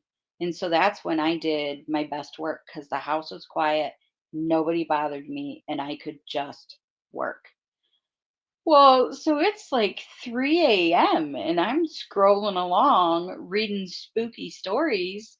And then there's this dead guy. I gotta say that for a couple days, I was just not quite, I wasn't quite sleeping real good for a couple days because I was not expecting that. Like if I'm expecting it, I'm fine. But when I'm just flipping through boring ass FBI reports, You're not expecting that. Yeah, no. I mean, it's not like it's a box of kittens. It's something to make you Exactly. jump, you know? Exactly. Yeah, it was a little surprising. Have I found a link between Kathy Shank and Christopher Shank? I don't know for sure. Like, I found a quasi link, but I found it on like uh, a public access database kind of search. So those are really, really, really unreliable. So I haven't figured out yet whether that's going to be an actual link or whether that's just a fluke. Is there any connection between Logan Holder and Kegan Klein? Not that I have found. Kegan Klein is weird. Like he doesn't look connected to most of these guys. Like I don't know where he came from out of the blue, except for there's some indication that he may have known Ron Logan, but we're not real sure. Oh my God, Christine's Yes. glasses came off. I feel like a badass for asking a glasses off She question. was that was the boss question, girl. Hammy get Right? it. Hammy got Right? question of the night along with Adrian. Adrian and Hammy, they're getting it, man. I love it. Guys ask really good questions. So I can't see if I take my glasses off, but I can't rub my eyeballs with my glasses on. I'll So read you the question. So Royal Lee said, were you talking about Evansdale? The question to that, or the answer is yes. We were talking about yes, looking for a correlation between Delphi as well as Evansdale. Um, especially with the neo-Nazis. yeah. Catastrophe says, look how we barely found out about the sticks on crime. You know, cops not putting anything in the record like that. Um, About the sticks on oh, yeah, the oh, I'm sticks sorry. on The no, sticks you're on the fine. crime. How they barely found out about the sticks on the crime. You know, cops not putting anything in the record like that, she said. Right? So Royal Wee They- says, oh, wow. Hammy says, this has gone way over my head. Classic says, as a PI, do you use any particular programs? Do you use Ancestry, etc.? So there are some there are some programs that only PIs can access. Um, but for public access, Ben Verified is decent. Spokio is all right. People Search is not as good.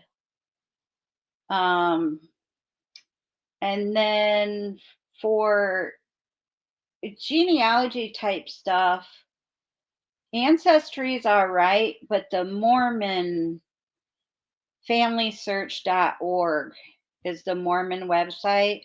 It is much more thorough than Ancestry and it's free. And like all of the more extensive content is also all free. So it's Yes, not like, on Ancestry, in that order to get the deeper stuff, you got to pay. You don't have to do that with Family Search. yeah, familysearch.org is the business. That is one of my favorite sites to go digging for information to trace familial lines. Mm-hmm. Um, so there was some more. TLO is one that PIs can use, but like there are standards to use that program because it gets you access to things that civilians can't legally access, like license plate information. Like we can plug in a license plate, get a return on the vehicle. So in order to get TLO access, they require the agency license and a site inspection even to make sure that your files are double locked and to make sure that your location is secure. Like there's a lot to it.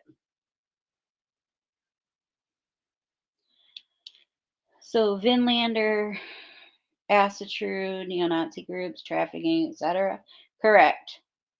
That's exactly what I mean, classic. That's what I'm looking for. So the allegation has been made that that may be some sort of link there. So I'd like to flesh that out and see if there is. There's only one person that you've seen that has a connection to Delphi and Evansdale. It was discussed a good bit a few years ago. There are two, actually. There are two that are documented, and there's a Actually, suspected. this would make this a third. With the two that are documented and this one, that would now make 3, Christine. Correct. No, here's a clue. He asked Ron Logan if he could search his property.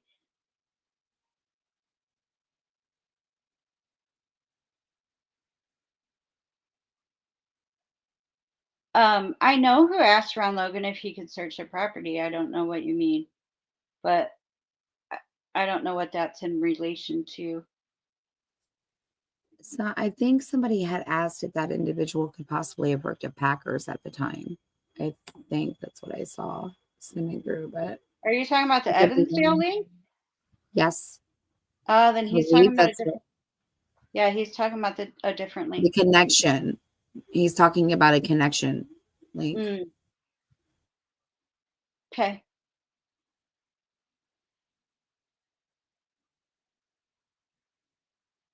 Yeah. So we need to talk, Skip, because there's more. Oh yeah, much more. See-through says, was Rick scheduled to be off work on the 13th? And did he visit his mother that morning, or had he stayed over there the night before? I can't answer any of that. That's all going to be appeals material. Yeah. Sorry. Sorry, babes. Wish we could help you there, but we are unable to right now. Mm-hmm. He didn't testify at trial. That's why I can't go there. You'll get to hear it in the future. Skip said, does anyone else ever feel like they've been following this case way too long? Right? Yes. It's never ending. It's like a magic carpet ride, bro. It is. Around the world. Very much so. And you all have been at it for much longer than I have. I just have the benefit. Longer. I just have the benefit of like everybody else's work. Like, yeah, I almost feel like a cheater because I have the FBI's work, I have the ISP's work, I have the sheriff's work, I have the city cops' work, I have the internet's work. Like I have everybody else's cliff notes. So, I mean, I kind of feel like I took a shortcut because I did. How about M Sheet said they asked Rick if his attorneys wouldn't let him plead guilty. Isn't that a violation of? So I'm not a lawyer. Right. And Kevin Greenlee is a lawyer. Preach. And so I am not willing to libel a lawyer. But I can comfortably say that lacks a little class. I don't know if it was legal or not legal, but I think that, first of all, I don't know how they got his phone number to his tablet. And I think that it was trashy. They knew that he was fragile. They knew that he had been suffering greatly, and they still did it. And to me, that is not something any other ethical journalist did. But what do I know? I'm just a woman on the internet. Amen. So Royal We said, do you be the cell tower dub like geofencing in 2012 with Evansdale. Evansdale was a geofence. Yeah, there is geofencing information that correlates with two individuals that are a cross match. These two individuals were said to also be in Evansdale during the same time as the Delphi incident. And it So, was specifically Evansdale's geofence. yes, specifically. Um, Specifically. yep. So they had geofencing for both. So I think that people probably just weren't familiar with what a geofence was back then. But yeah, that's exactly what the report says. Yeah, that's what we're trying to figure out, Classic, is we're trying to figure out the crossover between individuals to find out if it can be confirmed 1000%. I mean, we know the geofencing doesn't lie. We just don't know if there's any connection of these individuals, whether they were or were not involved in the commission of both crimes. That is what we are trying to search and find out now when it comes to connections and ties. And I will readily admit to y'all, I was content for that little tidbit to never be said in public ever. Like, I was content to never have this discussion ever. So, my plan was to do the research the same way we've done the research for the last 2 years, and that's quietly and behind the scenes. Yeah, but Um, unfortunately, when we do it quietly and behind the scenes, it's taken a little bit longer because, well, before it but was harder because there the were gas so many people at odds. I think now the advantage that we have is that there are a lot of us that have come together to be a collective. And right now, it's kind of like all hands on deck because there's so many moving parts and pieces that there we are. need the help. So We I do. don't blame you for And saying something. there's a need for speed for one, because, you know, appeals. Um, and the cat's already out of the bag, and it didn't come out of the bag because of me. And so Sure didn't. there's also that.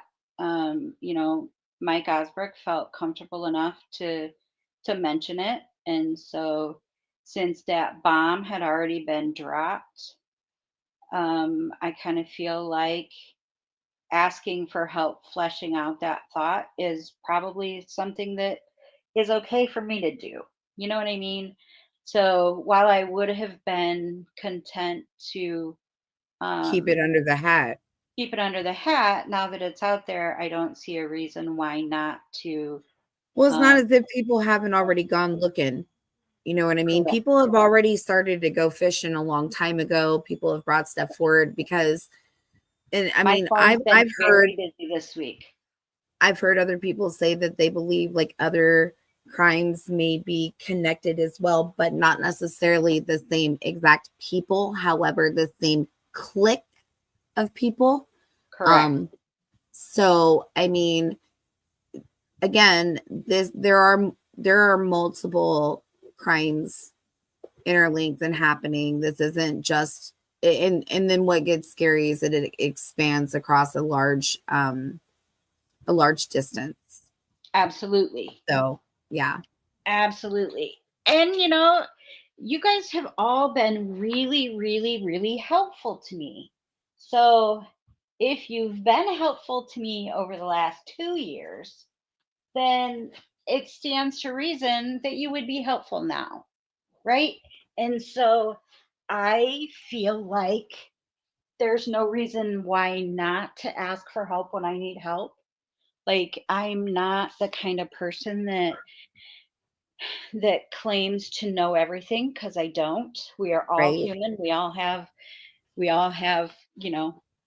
our own shortcomings and whatnot. And like, I could use the assistance of Well, you couldn't uh, possibly know. Nobody could possibly know every single thing that there is to know. There's a lot of vast knowledge, but I'm sure that there are things out there that I don't even know. Right. And I still keep continuing to find things that I think are very interesting, connection lines that I think are valid. Mm-hmm. And all we're asking for is just for everybody to come together as a collective on a group project. This is a group Yeah. project. Yeah. Also, And I think it'll I be a fun one.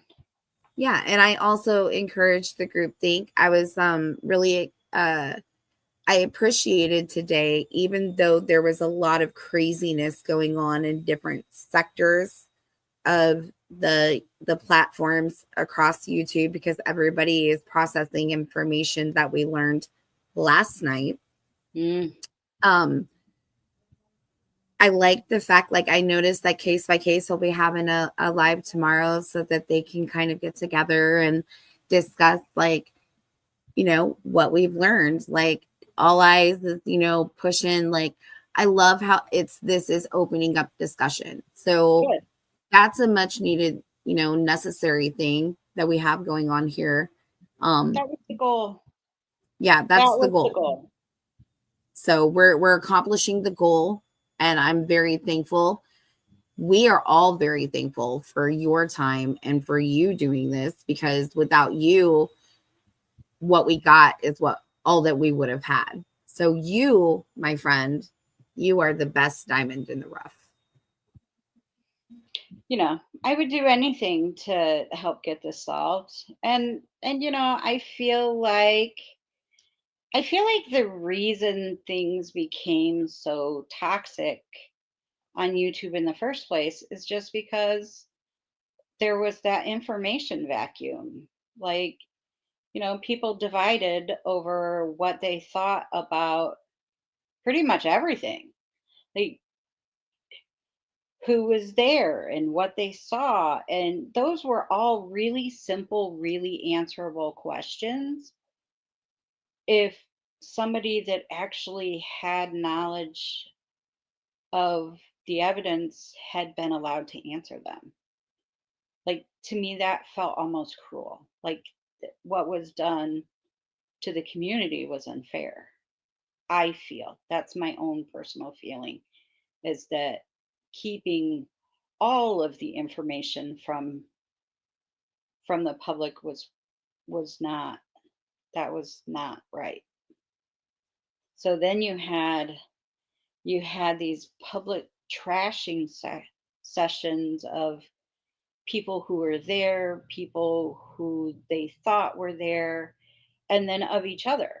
Like the researchers were trashing each other. And it just felt like none of that needed to happen. So now It, that it took away, though, like that's what it deflects, and it takes away from the importance of what it does, everybody's looking for. it So does. I don't really care to put that type of stuff in my energy. I don't pay no mind. I just keep it moving. But Yeah, too. because that's not what my focus is. We have a larger focus, a bigger focus. Hmm. So And I don't I hope want people to run out of content either, because personal experience has shown me that when you have a high profile case and people start running out of content, it can get pretty vicious pretty quickly. yeah, So but I we kind also of think that also want to keep everybody in motion so yep, that so that yeah, everything is productive still.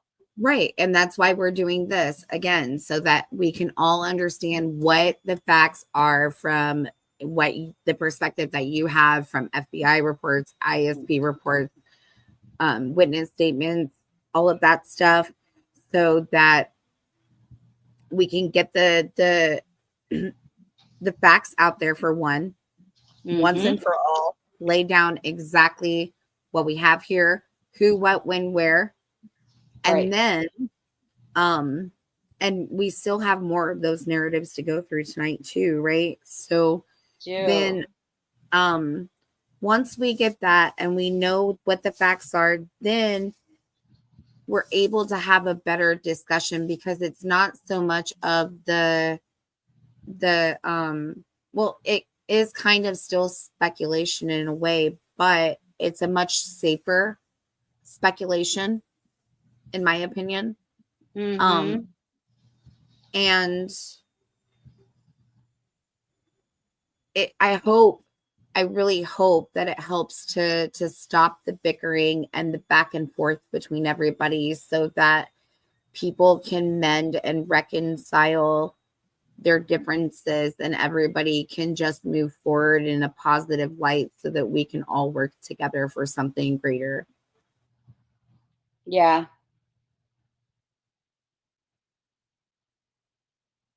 Mm-hmm.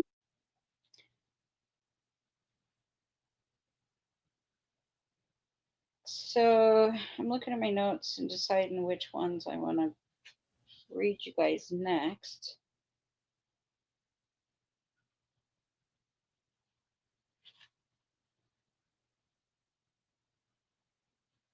So I think, oh,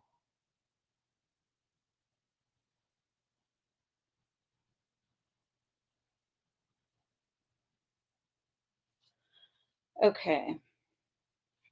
So I have in my hand at the moment a stack of notes, and they're on this cute little notebook paper. And I took these when we were on our way to Baldwin's office.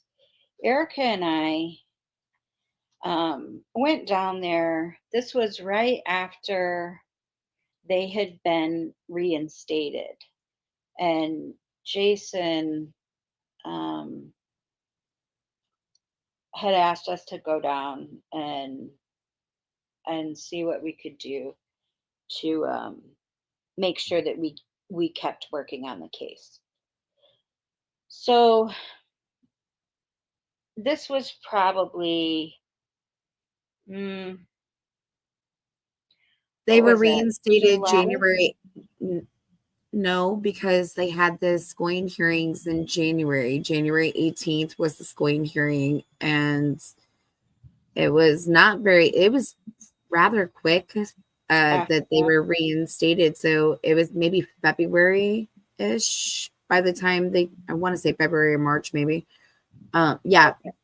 by March, we were back in effect March 18th. So, So um, these were a list of things that like I had questions about back then, which I look at it now and it's so cute to me because I was still so lost in the weeds.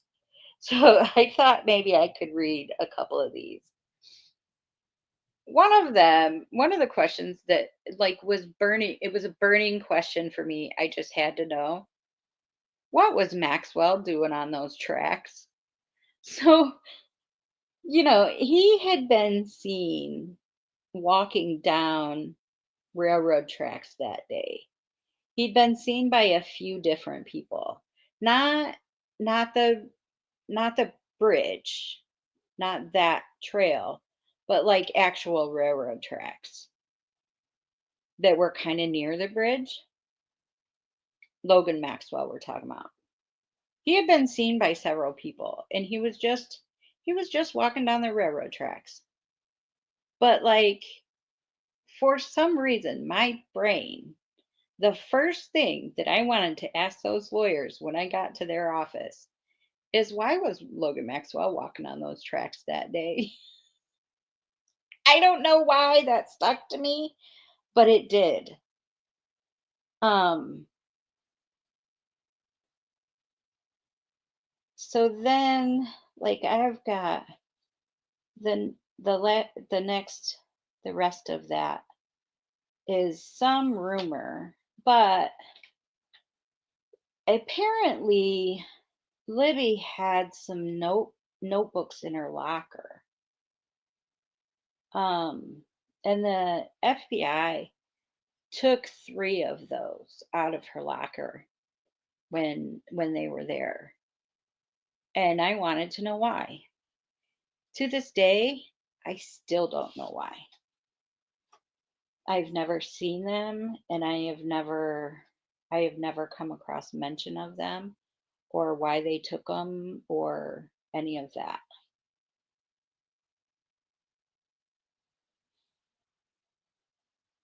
Um, okay, so the rest of this looks like it's gonna be rumor.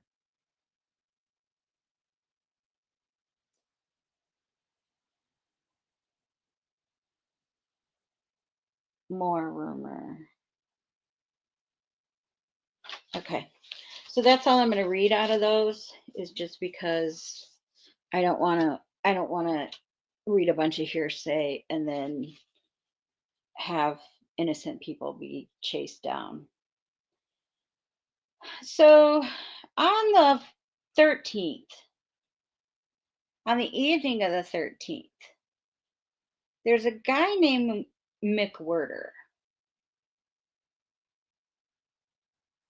Earlier on the 13th, he's the guy that saw the small dark smart car at the CPS building.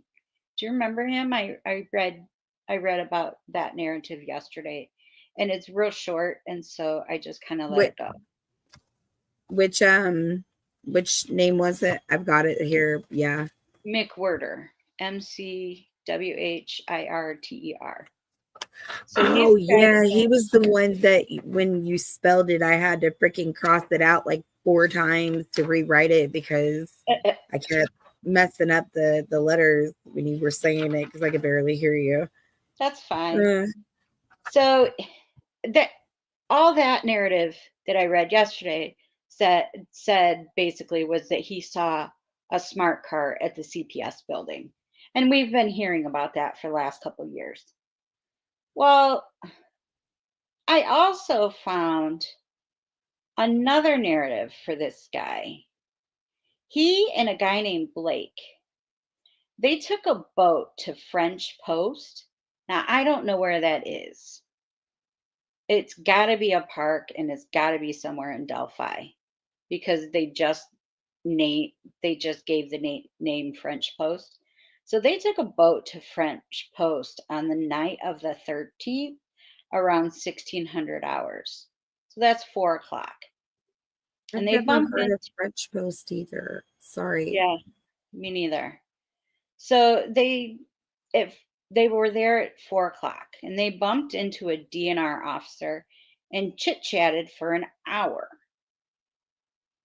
It doesn't specify whether they ever actually launched the boat to test the repairs that they made. So they were there fixing something on this boat. But they never mentioned whether they actually took it anywhere or not. And I don't know if this French Post place um, connects with the creek or not. Like I wrote it down and then um, I got busy doing other things and I Truth never, Seeker says it's a park. It's a park in Delphi. Where is it at? Is it by? yeah. Because I've been to Riley Park, and then there was this other area. Because when I was initially like first went out there, like I didn't know where I was going to find the bridge, right? So like we were following the GPS, and the annoying GPS lady just does that, rerouting, stuff and go this way and this way, but it sent us the wrong way. Hmm. And that's when I came upon Does it connect the with Deer area Creek? where those other cabins are. Does it connect to Deer Creek? Could that be where the wooden raft came from that was under the bridge made of wood? It was there the 13th and gone on the 14th. Truth says there's 3 or 4 parks there. Do you know if we're near Deer Creek? I gotta wait. I'm sorry. I'm all excited because she's like Right. telling it. I gotta wait for her to type it in. No, that's okay. Thank you, Truth, for the tea.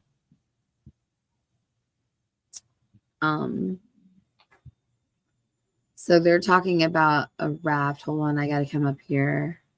Wabash River, see-through says. Mm. See-through says Wabash River. Okay, so probably not related. Truth Seeker says Joe posted a pic of the wooden raft, and yes, it's near Delphi. So, okay, there's a wooden raft. They're talking about a wooden raft. I got to get back up here so we can catch that tea, because I didn't catch how the wooden raft came in. I think I've seen the wooden raft. You've seen the wooden raft? Yeah, I think so. I can't see anything that's on that page. Oh, sorry. I put my paper in the way. I thought you were trying to show me something, and I was like, I can't see it either. Well, I'm glad there wasn't writing on the back of that paper. I put it in front of my camera on accident. Right.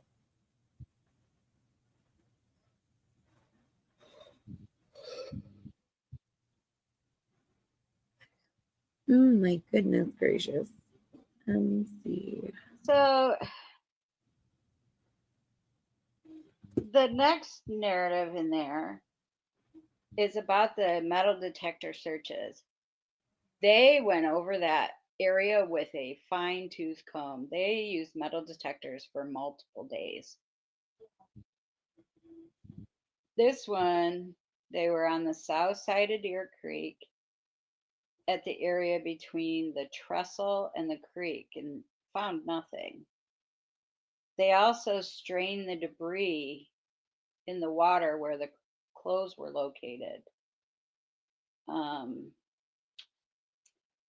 They found some things and they dried them and sent them off to the police posts. They weren't anything significant.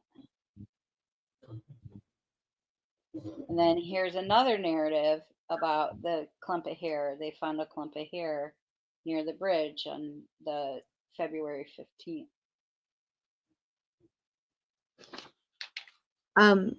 Real quick about the raft, the wood raft that we're talking about that you said you mention them.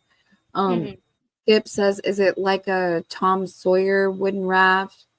And somebody said it looked like a wooden pallet. Yeah. Okay. I just want clarification. Okay. Yeah.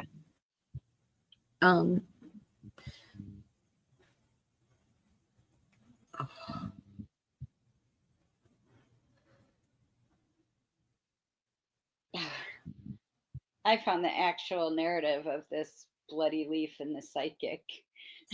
Yes. Bring it on. I want, yes. Okay.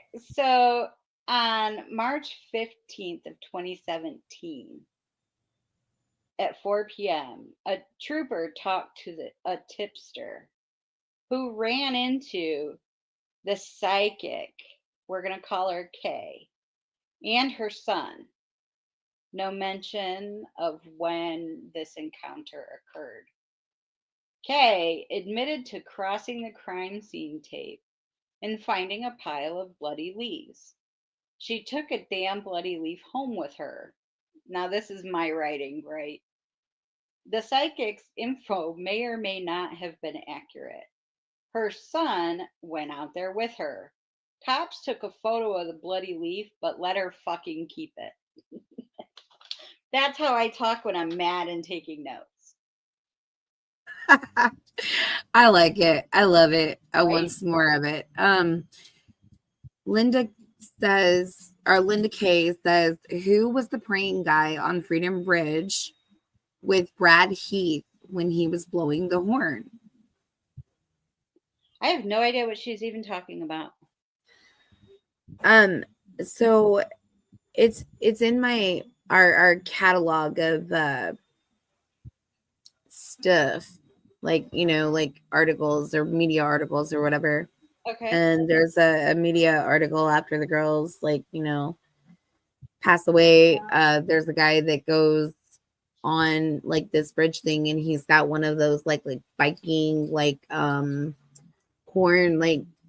I don't know exactly what the proper name for this particular horn is, but you know what I'm talking about. He's like blowing this horn. There's a guy that's praying. There's a photo that's taken for the newspaper, there's an article written up, and that's just kind of like out there, but nobody has really any further, like deeper information, I guess, other than that. The news interview. He had a news interview.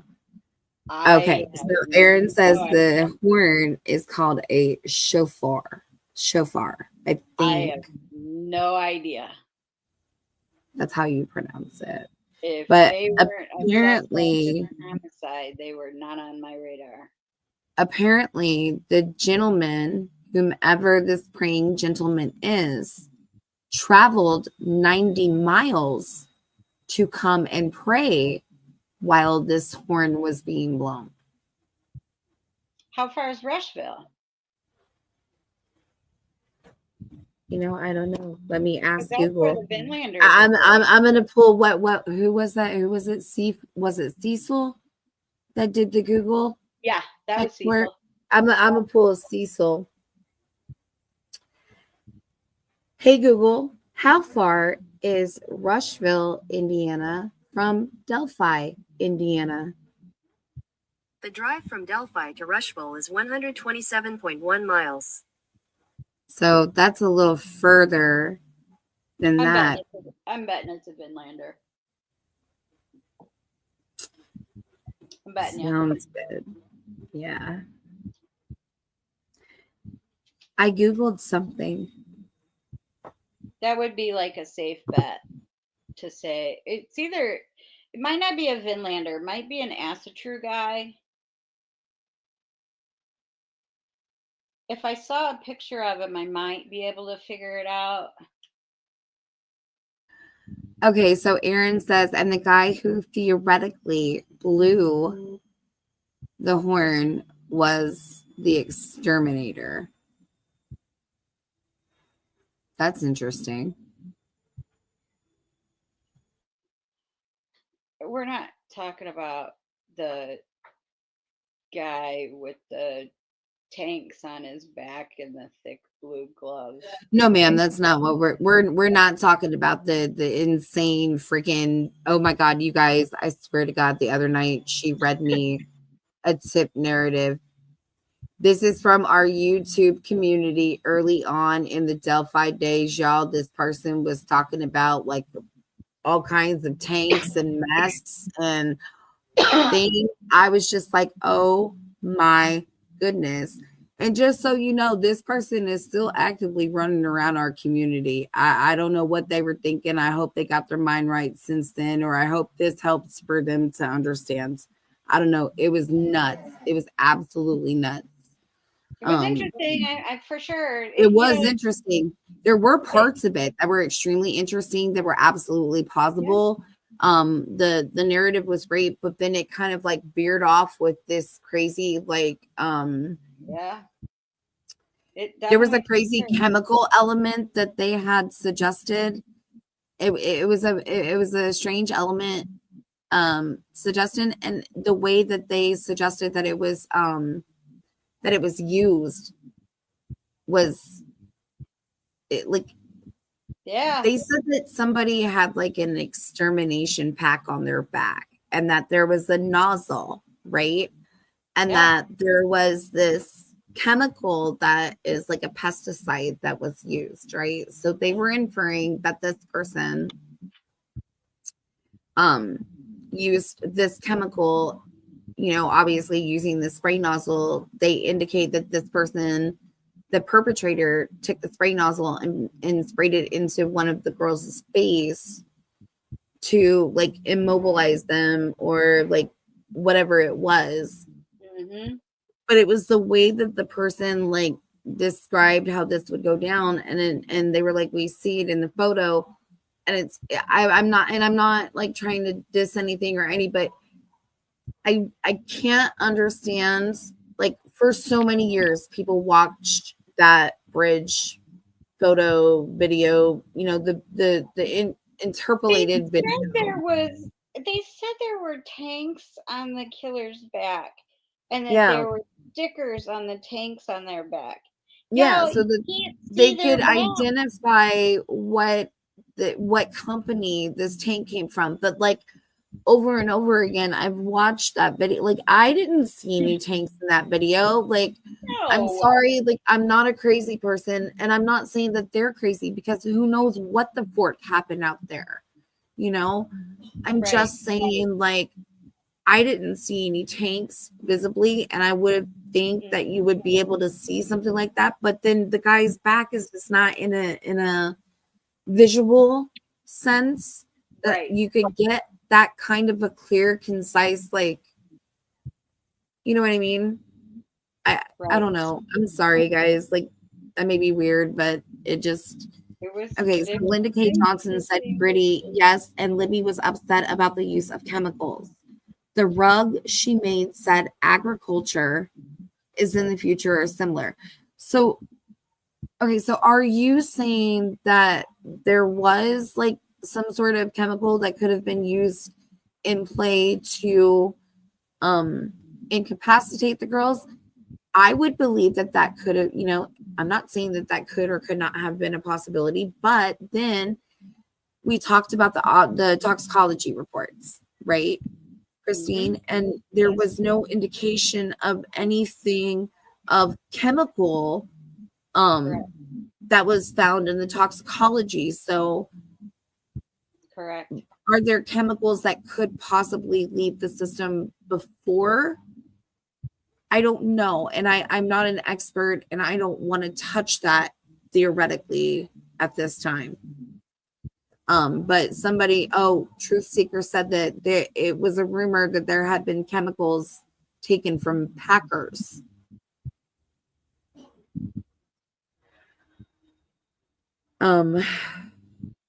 Hammy wants to know, do you know who at NASA the BG video was sent to? Like, what site or group? Because we talked about Disney and NASA having something to do with that. Yeah. Do you have any further information? So my understanding is that it's Disney /NASA. They have a program in one of the universities. So it was sent there. There's a report somewhere. We know where it was sent, and we know step by step the editing that they did to the video. So there's 3 versions of the video. There's the unedited version, which I have seen. Then there's a stabilized version, because Libby, um, she's holding her cell phone like this, and then at some point she drops her hand to her side, so the video's then sideways, Um, and then upside down, I think, ultimately at the end. So they stabilized it, so they flipped it over so it doesn't flip upside down. And then the third one is where they took and made that really, really short, the one where Bridge Guy takes a step. So the editing that was done to the stabilized video and the step by step video, we know every single step of alterations that were done to those videos. So, like, if they use a blurring tool, they say what blurring tool was used and what program was used to do it. And then if they do something else to it, if they sharpen it, they explain that. If they unblur a pixel, they say that. So they give you a map of the pixels that were changed. They also tell you how it was changed. So it's no surprise about what was done. So the actual videos themselves, I know exactly how those were changed and altered step by step. The audio is a different story, because the audio that they played, the altered audio or the cleaned up audio, they like to call it, or what do they? I forgot what exact terminology they use. The enhanced audio, that's what they called it. The enhanced audio sounds so different than the original that I don't know how in the hell they managed to do that. I know what program they used, but I don't that one I don't understand. But the video, I understand every step, and they're very transparent about it because those weren't originally changed to be evidence. Like that wasn't the goal when they were cleaning up those videos. It wasn't the goal wasn't to make them something the jury would ever see. Um, the goal was so that they could show them to the public and the public could help identify this guy. So, um, you know, I mean, that was the plan. And then somehow he got the judge to okay showing them the altered videos and the enhanced audio. And personally, my opinion is that if the jury had never heard that enhanced audio, Rick would be home with Kathy right now. But that's just my opinion, because we know that the jury specifically asked for the enhanced video and audio. And No, Rick, I saw a fantastic post, if you haven't seen it yet, by Indy Cindy. okay, I want to say it was yesterday, okay, but she captured this news clip that was with a guy who is a professional who was given that audio to analyze to try to see if he would be able to identify that perpetrator. And that gentleman did a interview and said that he was unable to identify the perpetrator in that audio himself, and he's an expert. How yeah, was it taken that if that gentleman was unable to identify him, how was Mr. Harshman, who does not have the credentials that that gentleman had, able then to decipher the match? That's yeah. always been a question for me. That's always been a question for me too. I don't know. And I think it was objected to from my memory. If my memory serves me correctly, they objected to Harshman being allowed to identify the voice on that video because they asked if he had um, experience and training in identifying voices. And Harshman's answer was no. And he Right. was still allowed to answer those questions. That's insane to me. It is insane. That's just insane. So as we get back to like the narrative or whatever, do you have by chance in your repertoire, right? Do you have any more of the search narrative that you're going to be going through tonight? Because I'm fielding questions and the good couple questions about like, you know, what was found at the scene.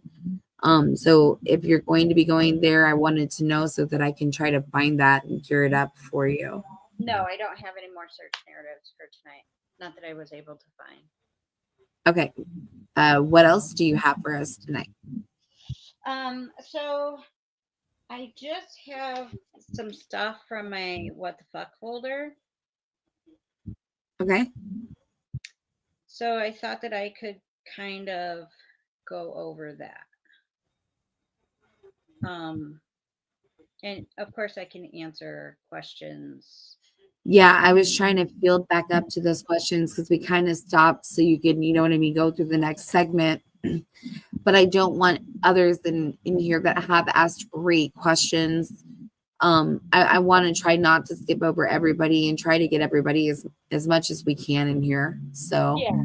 And my goal was to read more of those narratives, but when I went to go look for the girls, is the ones from the group of girls, I couldn't find them as easily as I thought that I would be able to. So that's why, sorry, I'm moving you guys if you get dizzy.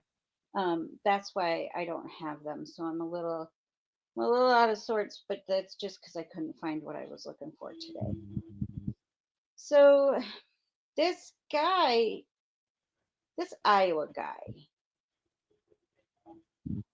has a really extensive criminal history, and overlapped with the Evansdale. in Evansdale. Yeah.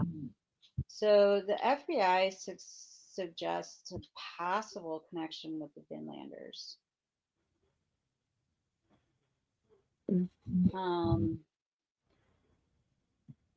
So apparently they talked to him at some point, and he gave additional information that they had not known about before. So that's about all that I know about this guy that came from Discovery. I know more about that guy, but that's about all that came from the state. So Brad Holder, right? So we all know that he's a Finlander, but he's also was part of this Asatru religion. Apparently, these Asatru guys get together on Sunday nights at West Falls for church. Well, their version of church, which I found interesting, that they're like, counterculture types, but they still get together once a week for their, churchy stuff. It's just Asatru churchy stuff. That caught me as interesting back in the day.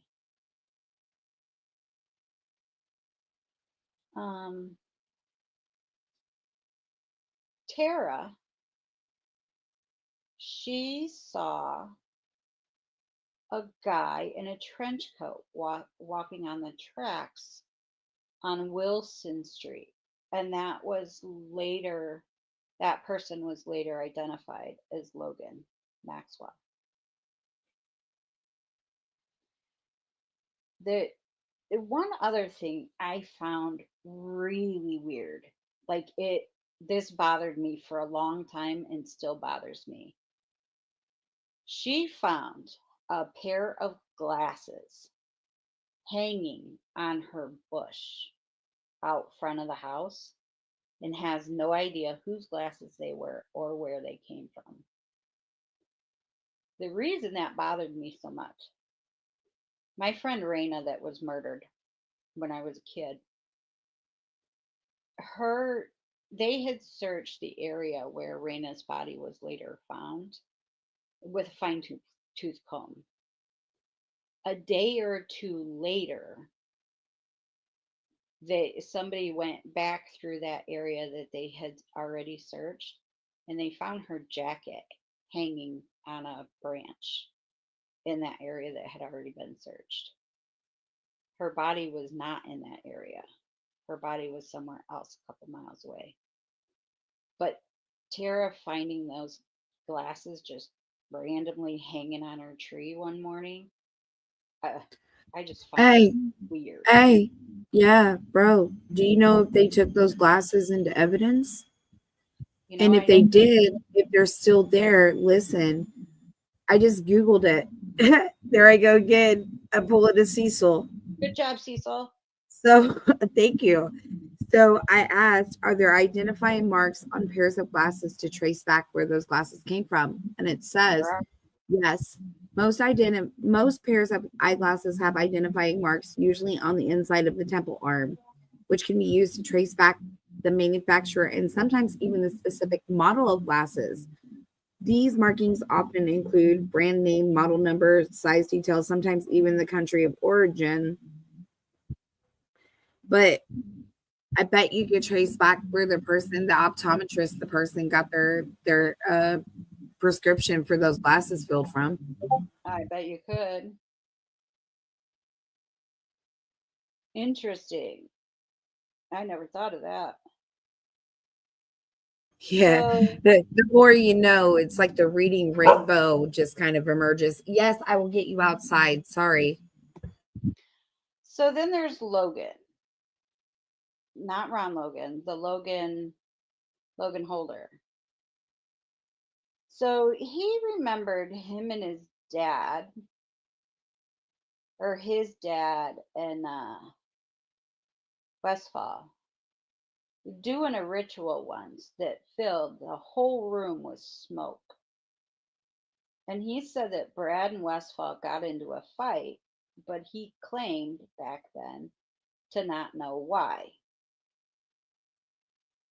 And then another girl that is a minor, a young girl, we don't hear about her, so I'm not saying her name. And she confirmed that Libby and Logan had been dating since January.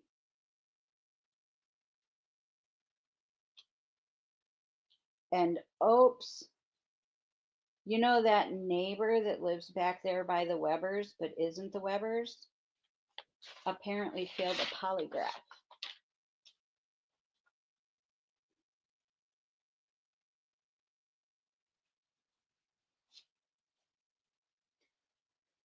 Um,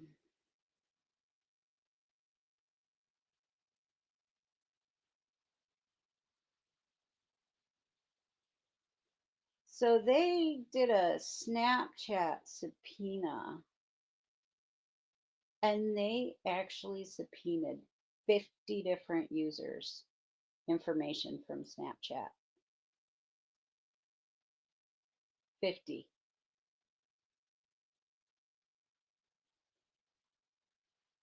That's a lot of users. Yeah. Yeah, that's all the kids. I'm sure. I'm sure that there were adults in there, but yeah, that's a lot. 50 is a whole lot.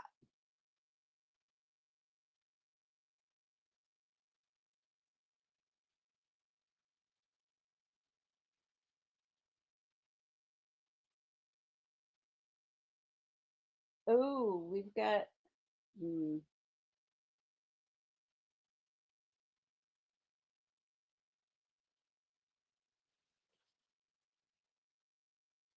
I can't do that one. Sorry. I found an interesting one, but I can't do it. It was a minor. Uh-oh. Yeah. That's okay though. I mean, we can keep moving forward. So Bryden not only had plans to meet with them at the bridge and canceled to play basketball, but he chatted with them via Snapchat with the girls up until 2 p.m. is when he sent the last Snapchat to Abby and Libby.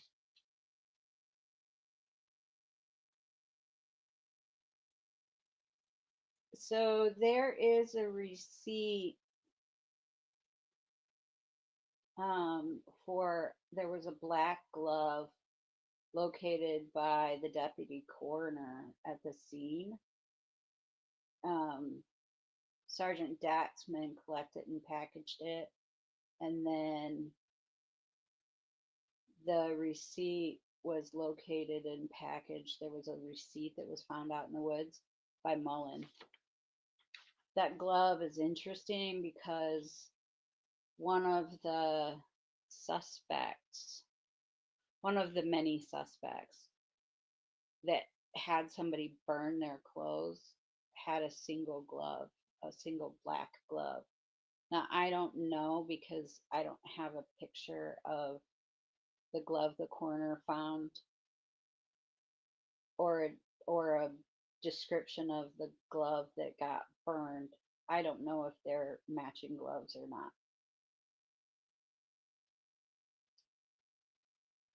So there's yet another tip from another random person about Libby's dad owing some money to, this time it's the Aryan Nation. So we hear that it's the Vinlanders. We've heard that it's um, specific people, and then this time it's the Aryan Nation. And so this one also alleges that the Aryans hired a cartel hitman who matches the sketch of the younger guy, but not the man in the video. So that's interesting. Like, that's kind of been a pervasive kind of Oh, suggestion, is that somehow there was some money owed to somebody. And it just kind of comes up kind of a lot. Whether it's true or not, don't know, but the allegation kind of gets made kind of a lot. So there was a phone. Like, we've all seen the list of phones that were found, and some of them just say found phone, the ones that were on Nick Leland's evidence list. So this one says a guy found a destroyed cell phone by the Bryan Woods Nature Preserve. It's a silver LG, sorry. His boss found the battery in the parking lot first, and then he found the phone. The reserve is 10 miles from the High Bridge. The guy that found it is a DNR officer. So, we heard something about Logan saying that he took the battery out or something. So, I don't know. There's a phone that the battery had been taken out and the phone had been deliberately destroyed. Don't know. Don't know if that's one of the phones on this evidence list that was dumped. I don't know. I just know that it's one of the many phones that were found. There were many phones that were found.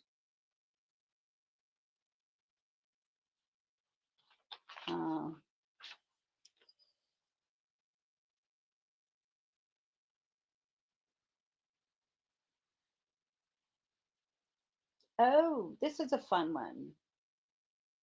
So this guy called the FBI, right? And he claims that he is a Photoshop expert, that he is a photo guru.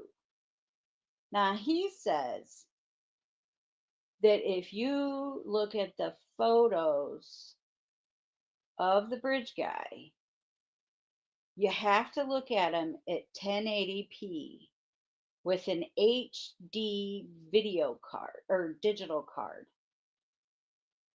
That if you look at them with an infrared filter, the images, if you look at the images with an infrared filter, it shows a holster on bridge guy's left side. So there you go. If you go through all of that, you can see a holster on his left hand side.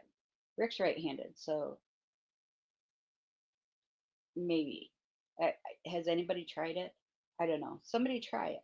This guy says it has to be 1080p, has to be an HD digital card, has to be an infrared filter. Well, I don't know how to do all of that because I am not the most technically savvy. However, I'm sure that there are some individuals in here I know for sure know what to do. So if they want to try it and see if it works for them, by all means, do it. Feel free to try it out. So remember I said I didn't know exactly why Snowburger was such a hot topic of conversation? Yes, ma'am. Here he is. So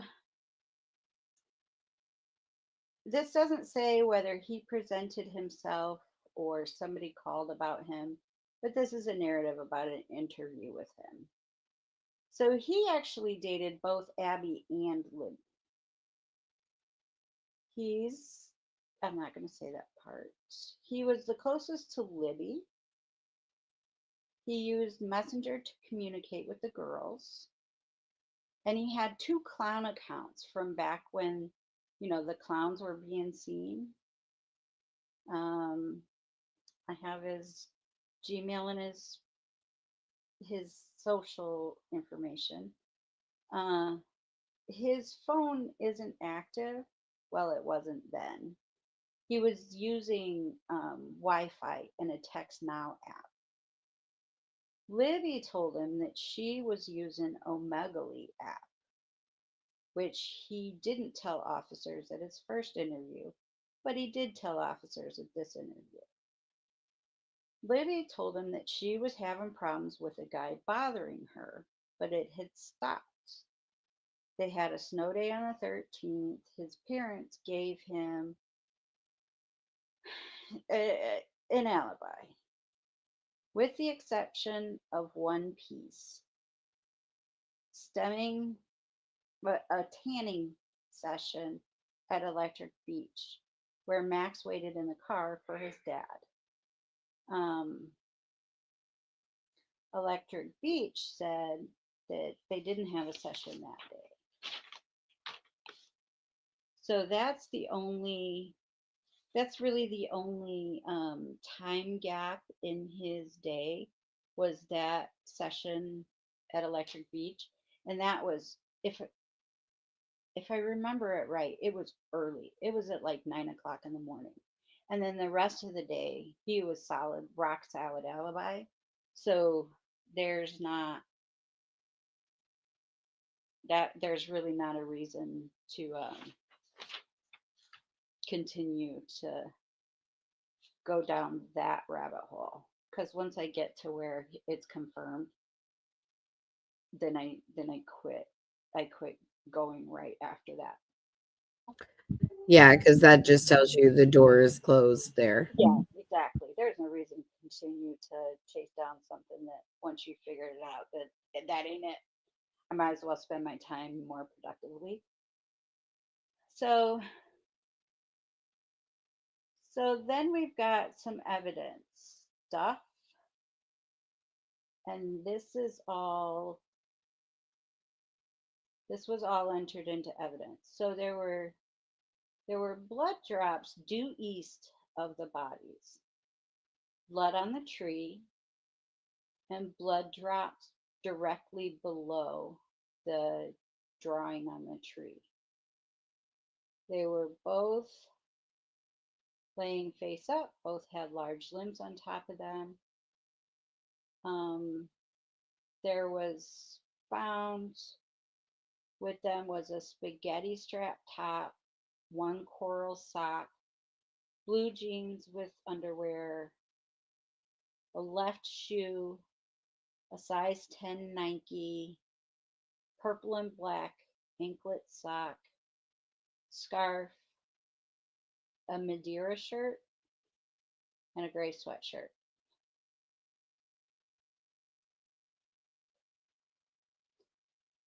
So then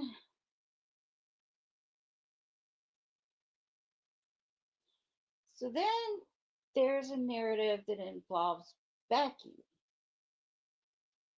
So Becky said that there were two cars at the trailhead when the girls were dropped off, which is interesting because Becky didn't drop the girls off, Kelsey did.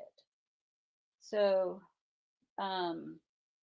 she must be relaying Kelsey's words. But Becky mentioned during her interview that there had been a car just sitting halfway up their driveway a few weeks prior to the homicides, which she found weird.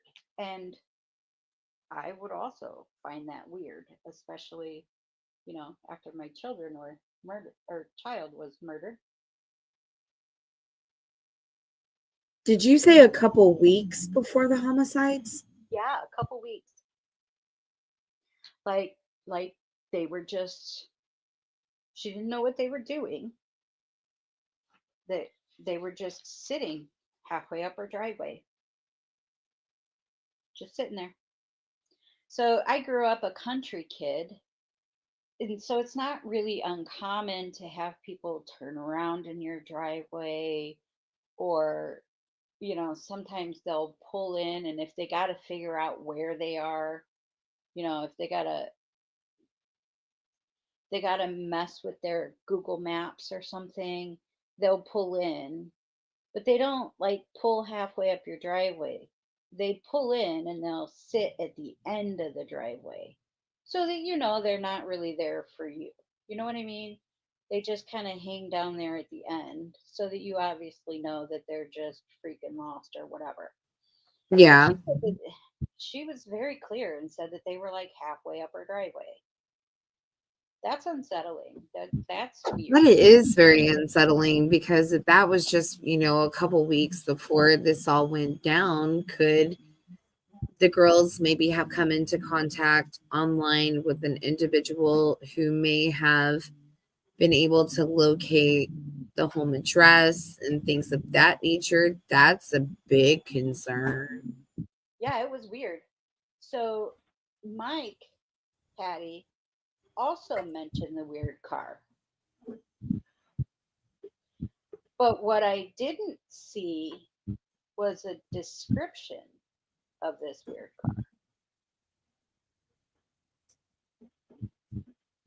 So I don't know if it just didn't get written down by the officer. Not all of these interviews were on body cam because detectives don't wear body cams.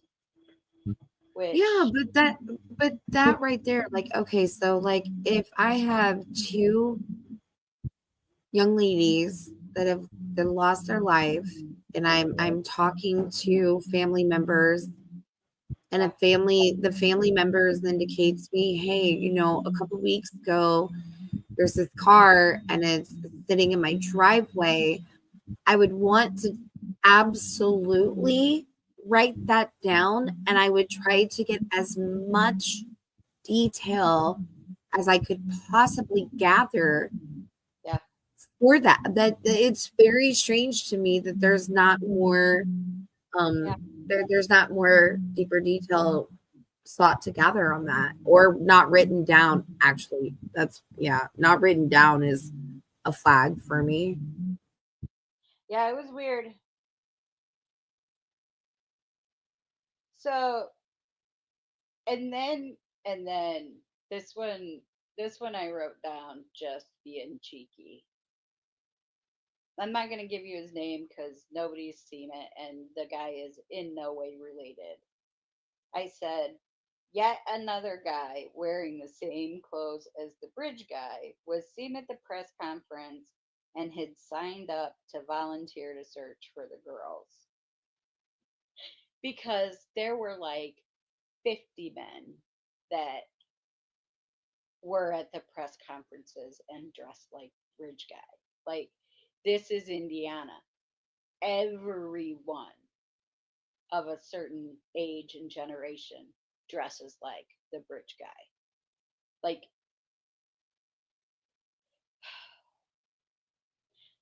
just wearing a blue Carhartt and jeans, it is not a murderer make.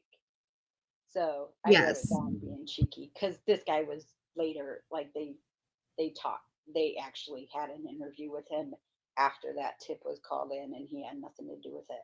Oh, and he's a registered sex offender. So there's that. For Pete's sakes, you got to be kidding me! A registered sex offender.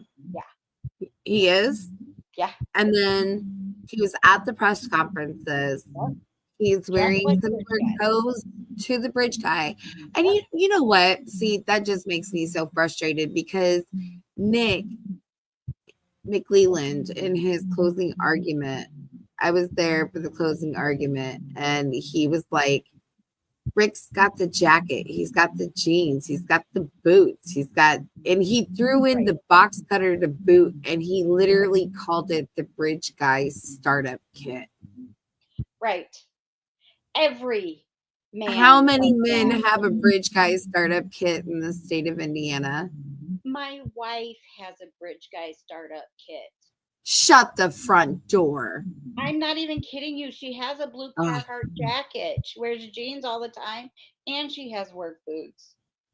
Oh my goodness. I'm not even kidding. Right.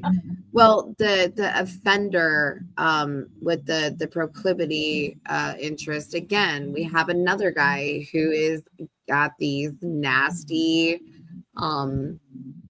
interests, and we just keep seeing that. It's like Delphi is flooded with these guys. I don't understand this. It's unreal the number of sex offenders in that community. I don't understand. It's a town of 2,000 people. I don't understand why there are so many there. I don't Well, you know. would You know, uh, Logansport, they closed the state hospital in um where was that? Fort Wayne? The state mental hospital. They closed that. And so the only they one had a couple of them the only one that because is still they had one in Madison, and they closed that down and they converted that to a prison. And then they had Central State, which was in Indianapolis, and they shut that down. I want to say that there was one in Richmond, Indiana. Yep, also closed. There were several state hospitals, but they all closed them at one time. Like all of them closed, and they just let everybody out into the world free. Government Mike Pence. So he took a hatchet to the funding. It was a funding issue. So the only state mental hospital that we still have open is Logansport. And so Logansport has a unit that is just for people with legal issues. So if you, as part of your sentence, are sentenced to the hospital for your crime, you go to Logansport to that unit. Now, Logansport has lots of other units that, people with developmental delays and mental health issues all go to, and that's fine. But they have some units that are specifically for criminals that also have mental defects, right? Defects is not the right word. Mental health issues. Um, so, and that's right there in Logansport. So when they get out of the program, a lot of these folks, they don't have families that want them. So they get out of Logansport and they stay close because that's where their doctors are from. That's where their therapists are from. That's where their psychiatrist is from. They have group therapies that they can go to. Well, So if they're mandated, court ordered, registered too, a lot of the times they are mandated to go to those things. So they're forced to stay within that small radius so that they can gather them together. And Delphi is close enough to Logansport for some of those folks to end up in Delphi as they get out of the hospital and they're declared fit for society. I think that's part of why we're seeing so many of them in the Delphi area, is just because they've served their time and Yes. they're staying close because of the services or because of their legal requirements. And I think that's Right. probably the reason why there are so many sex offenders in that area. Yeah. Crazy how many there are. Right. Because So, the twin serial killers that I talked about, the twin is in Logansport. Are you serious? That's serious. That is creepy. So the murdering twin, the convicted murderer twin, is on death row and he's in prison. The other twin is in Logansport now. He was not at the time of the homicides of Abby and Libby. He was in the Libby world at the time that Abby and Libby were murdered. But he has since returned to the care of Logansport Hospital. Wow. That's wild. I wanted to see his interview. Damn it. I was like, yes, his interview's in here. I called Erica right away. I was like, oh my God, they've got Gary Hall's interview. She's Yeah. like, sweet. And then we start looking, 70 days. Oh no, it's in the 70 days. Yeah. Son of a biscuit eaters. I Yeah. am so forking mad about that forking 70 days worth of evidence. Says those are viable forking interviews, you fork faces. Right. Oh, forkers. Right. Anyways, Skip just asked like this really interesting question. And I don't know if you have it. Like, I know you don't have like everything like at tips, because I know when you field stuff for us to pull out, right? Mhm. That it takes a long time for you to have to deal with it. Oh, So it takes hours for me to search one name. It takes hours yeah, because because the other day you and I searched a name and you said it took 4 hours for one name to come up to associate the records. So Skip was asking, and I don't, not if you have it now, but if when you go searching, if you don't have it, okay, what information was in the discovery about law enforcement's interest in the Subaru plant? And was it because BW and DP both worked there? So I recall seeing photos inside the Subaru plant. So my uncle worked there and he died shortly before I started working on the Delphi homicides. And he worked for the Subaru plant. He had retired from there. Like he worked there for a long, long time. So I remember going through things that one night, and I was like, "Oh my god, I think those are Subaru uniforms." And I kind of zoomed up the picture, and it was the inside of the Subaru plant. So what they had done is one of the alibis to confirm someone's alibi. They went so the state had cleared this person. So there were several suspects that worked at Subaru, and the state had cleared them just based on they called human resources. Human resources said, "Yep, they were here that day." So the local law enforcement said, "Okay, great, thank you." Yeah, Yeah. and that's what made them mad with the FBI, because the FBI said just calling them folks was not good enough. You need to go out there. You need to make sure that that person was physically present. You need physical work. We need more. We need work stubs, the whole nine.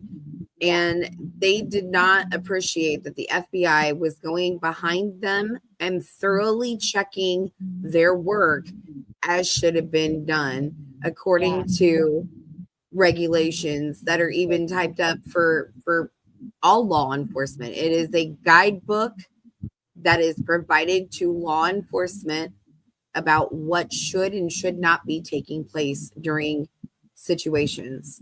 So what they did is they went out to the Subaru plant and said, "Hey, do you have cameras inside where this guy works?"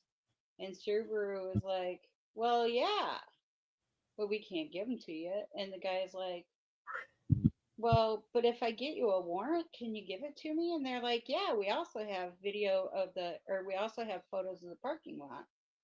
And they're like, "Great, let me get a warrant." 5 minutes later, they walked out with photos of the parking lot and their workplace of them working inside. So I know that they had worked closely with Subaru to confirm the whereabouts of certain people. And Linda Kay brought up an interesting thing just now, because I don't know, but she asks, didn't Julian P. and Cheyenne both work at Subaru at the same time? I don't know, maybe. maybe that's something we need to look into. But Cheyenne was a child at the time, wasn't she? Where she I works don't now know. is not really relevant. But at the Hmm. time, she would have been too young for working at Subaru, I think. You think so? Maybe later she worked there, or I don't Yeah, know. I I'm think just asking because it's a piece of speculation that's out there, so it's fair game to ask. yeah, I mean, I can look up her date of birth, but I had the feeling she was young. Like she might she looks really young Woman said we're having issues with sound. I think it's on your end again. So she said either I'm too loud or you're too low. So though. Okay, is there I'll some move way you we can try closer. to get that? I will move you closer.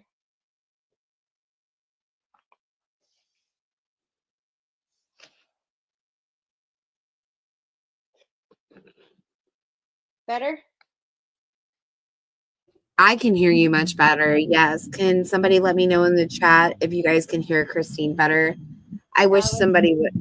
I wish I would have been paying attention. I'm sorry. let me know if that Woman fixed says it. woman says it's okay. All right. Okay, So we're good. good. Thank you, woman. Love you.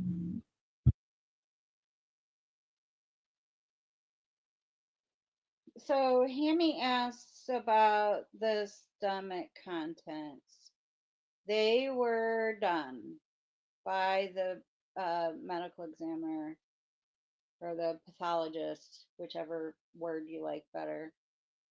So they were as to be expected. They had breakfast that morning.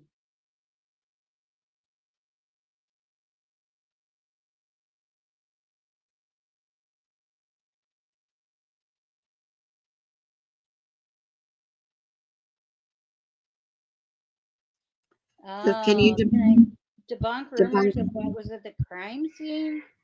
Dolls, teddies, water bottle, torn up pages, arrows, etc. So there were no dolls, there were no teddies, there were no torn up pages, there were no arrows. Um, I believe that there may have been a bottle, but I'm not certain about the bottle. And there was a receipt.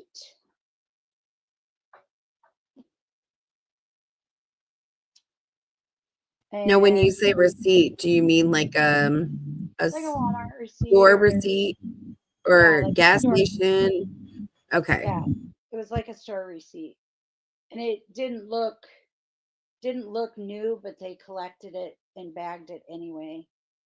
I mentioned something not too long ago about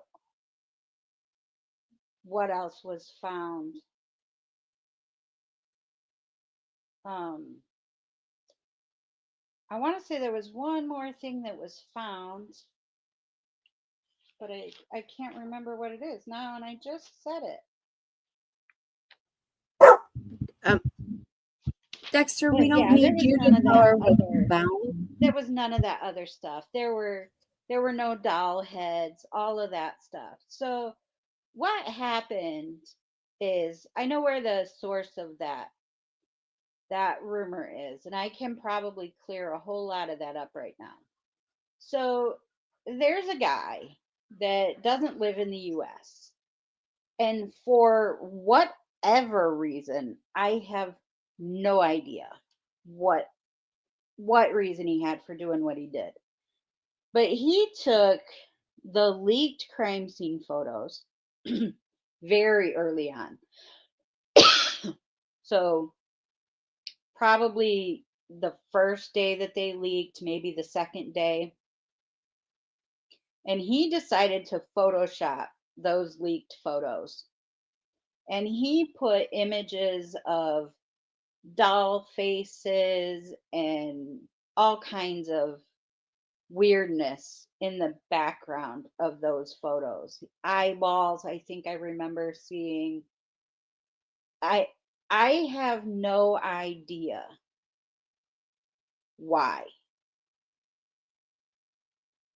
But that person has continued to do that to all of the leaked images. And then even the images that McClellan just leaked in a filing, even those images, the day McClellan put them out there in the public so that everybody could go and see the real freaking images, and that person still doctored them. So floating around, you have the clean images from McClellan's filings that, let's face it, he should have never leaked anyway. And then you have the copies that are floating around that this monkey has played with and added all kinds of randomness to. So that's where some of the rumors about teddy bears and dolls and whatnot, that's where some of that rumor comes from, is because this unwell person thought it was fun to put embed images into crime scene photos of beautiful 13 and 14-year-old children.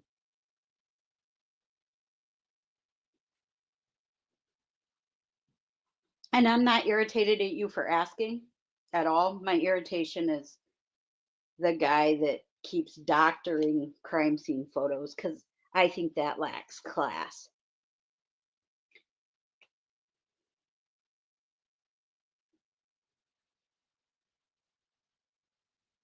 Remember the video AG did with the unalienable at his house? He went to the police station with, or he went to the police station, shake my head.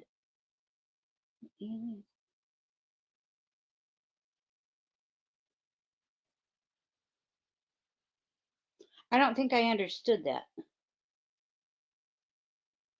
I don't think that it was for you. I realized afterwards, like I realized it wasn't for you as we're sitting here, but I'm sorry. I was trying to make sense of it and I was confused, but okay, I will move on. Can I talk about the blood pooling on the victims? Do they tell you when they possibly died? So no, they can't, because they were moved, right? So blood only goes downhill, and somehow Libby got blood all over her face. So there's an issue with that. Something that we have not heard a good explanation for happened that put blood all over Libby's face. My suspicion is it's purely speculation, so don't marry me to it. It's what I currently think at this moment. I think that she was probably laid over the back of a horse or a four-wheeler or some sort of vehicle, or wagon or something, and that's how I thought all over. I thought a horse. The reason I thought the horse was because when court hearings were going on, the March 18th hearing, kind of like when we're first kind of like really getting this crash of information after such a long time, like it's the first time like anybody's hearing anything. There was mention of multiple hairs that were found on the girls. There was indication that there were multiple animal hairs found on the girls as well as human hair that was found on the girls. Correct. The reason why I had assumed that it could have been a horse was because of the inference of the story of Brad Holder and Patrick Westfall, the argument about the ritual gone bad. When he had spoken about the animal sacrifice, Mr. Baldwin specifically spoke about horses as being the thing that would be sacrificed. So that's why I thought about like the horses thing, but it would make sense. But I don't know if it would necessarily be Ron Logan's horse, because we talked about this too. They did take animal samples from his horses, his dogs, his rabbits, his like all of the livestock, chicken, whatever crap they had on there. They were able to take samples from those particular animals and not find I don't know, did they not find a valid match, or did they not test all of the animal hair? I'm really not sure what the status on the testing of that particular hair, because we know that not all the human hair was tested. We know that there's stuff for testing. So I don't know. I'm kind of walking around shaking my head about that one. Yeah, I didn't see any test results on the animal hair. So I know that samples were taken, but I don't know that they actually did the testing on the animal hair from Ron Logan.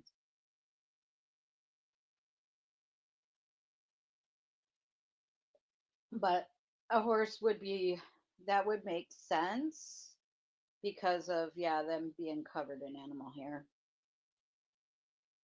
So then the rest of what was on Libby, and the only reason that I talked so heavily on Libby is just because you can see more of what was done to Libby.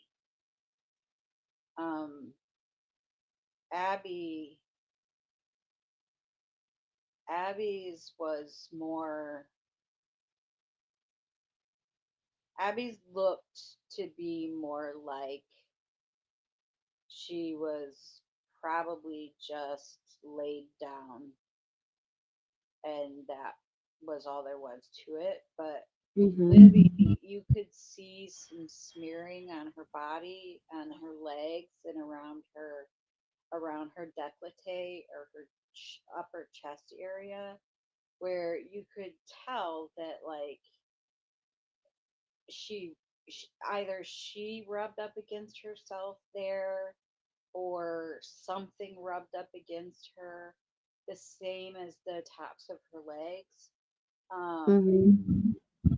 You could also see where some drops had come from somewhere, whether it came from her neck onto her, like her further down her legs, but like by her knees. Yeah, I know that she had been moved and posed, and they had mentioned something about the thigh area.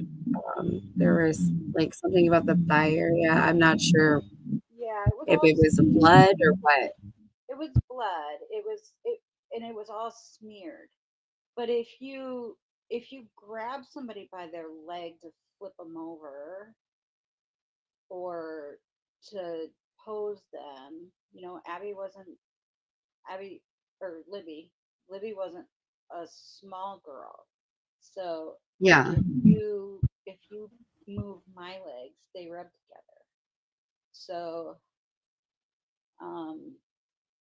it just looked to me like it was smeared. Yeah. Now, I have had some conversations with some friends that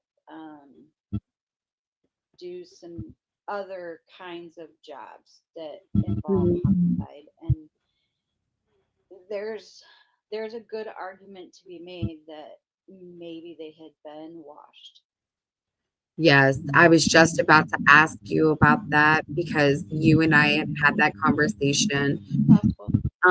Because I know that there's been a lot of talk about people when they talk about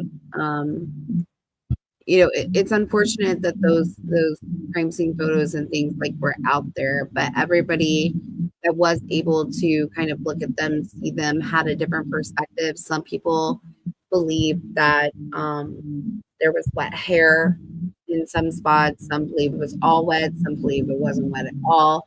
We talked about this, and so you said one of the girls, the back of the hair was like wet, but not like the side and the top, right? Yeah, that's Abby. The clothing, somebody had the clothing through some sort of water or something, or maybe like because we were talking about the redressing of Abby, it would have made more sense for them if they felt bad to redress Abby if the clothing was wet because they tried to wash away DNA. It would be easier to put clothing on that was larger onto Abby's form because Abby's form was much smaller. We talked about the fact that there was a pair of, Abby was placed in a pair of size 26 Maurice jeans. And, with all of that other stuff. But yeah, I just wanted to touch on that. What are your thoughts on it? The description from, I forgot who actually wrote the description at the scene. I don't remember if it was the coroner or one of the officers at the scene. They said that Abby's clothes were damp but not wet, and that they were sandy. So to me, like the color of denim, you know how it gets dark when it's wet. So the Yes. bottom half of her, the half that was down closest to the ground, the denim was dark. And then on the top half of her, the denim was lighter. So could it have been from condensation or from the ground being wet? Because it was February. And even though it had been warm days, if you put a warm body on cold ground for hours, it's going to get wet. So could it have just come from the ground? Sure. Could it have come from somebody dumping a bucket of creek water on her and it having enough time to dry on the top half? Sure. So we don't really know.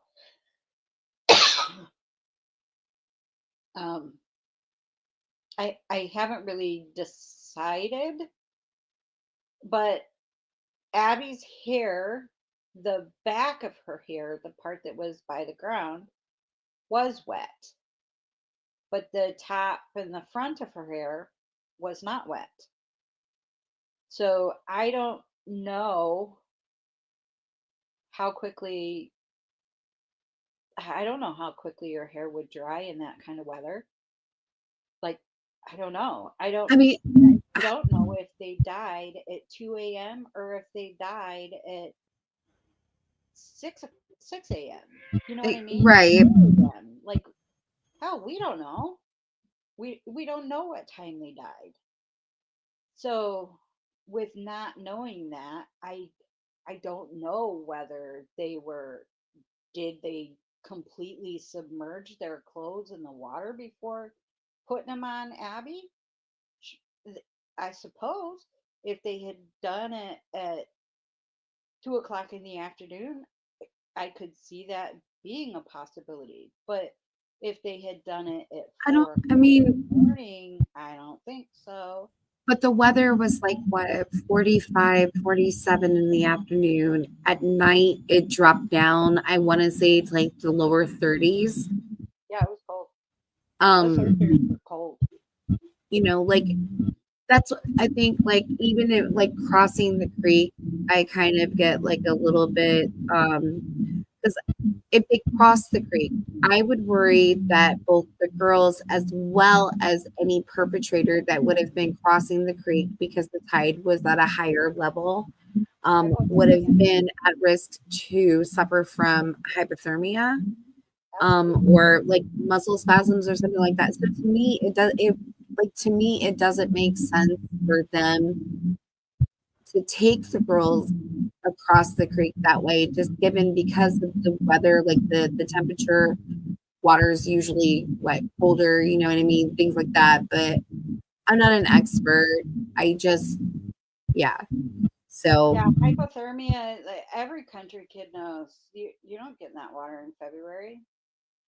hell no. Ain't nobody crazy enough to get in no damn water in February. These three wants to know, did Julian Powell ever come across paths in your investigation?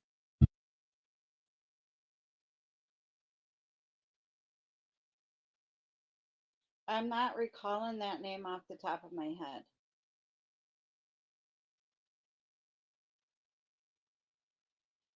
But We had some conversations about him briefly, just very briefly. We touched upon him because he was like, we were way past him where we were at looking for stuff. So he wasn't really like a blimp on our radar because he wasn't of importance at that point in time. Now we have found that sometimes when there's information that you hear, you see, you come across, it may not make sense to you in some other respects where you're at, but we have found that there are connecting pieces to the puzzle that we've been able to pull that piece and place it back where it belongs to fit properly. Because sometimes some of these puzzle pieces, they're placed in, but they're not the proper piece. They're not, you know what I mean? It's like it's almost there, but not quite there on some of these pieces. So it's just it's playing back and forth, you know. I say often that sometimes it doesn't make sense until it makes sense. So Yeah. because of the sheer volume of people and places and things, because of the sheer volume of material, you almost have to figure out an Occam's razor type approach and look at what makes sense, what fits with what we know so far, and go with that, and then circle back if something comes up that makes it matter. And that's why I find it Well, I so think is make it beneficial. matter. That's why I find it so beneficial to have relationships with people like you, Gritty, and Truth Light Seeker just said Julian was the one out there that day taking pictures on the bridge in all black. That's interesting. I have no reports of that. So Dave McCain was taking photos that day. So if you can point me in the direction of someone who actually laid eyes on him, I would love that information. Okay, so I got to get back up here because like I was painfully behind from before.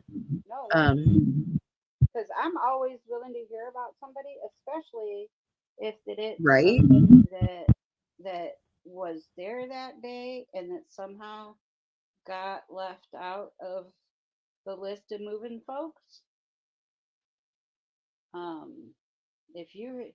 If you have either proof of him being there or someone that says they actually saw him there, ooh, I'll take that. I will take it and run with it. The next question I'm not going to answer. I'm going to be quiet because I'm a lady, so it's rhetorical. But this was Tammy's question. Because you're kind and a lady, why are you lying to these folks? What do you mean? Why am I lying? I am a kind lady. I I don't just, know, man. I suppose. you think I'm being charitable? No, I mean, you're I could be mean, but like, what would that serve? What point would that serve? I'm already waiting for the glass shards to fall down and put them in the kiln. I think right, that's happiness enough right now. right, right.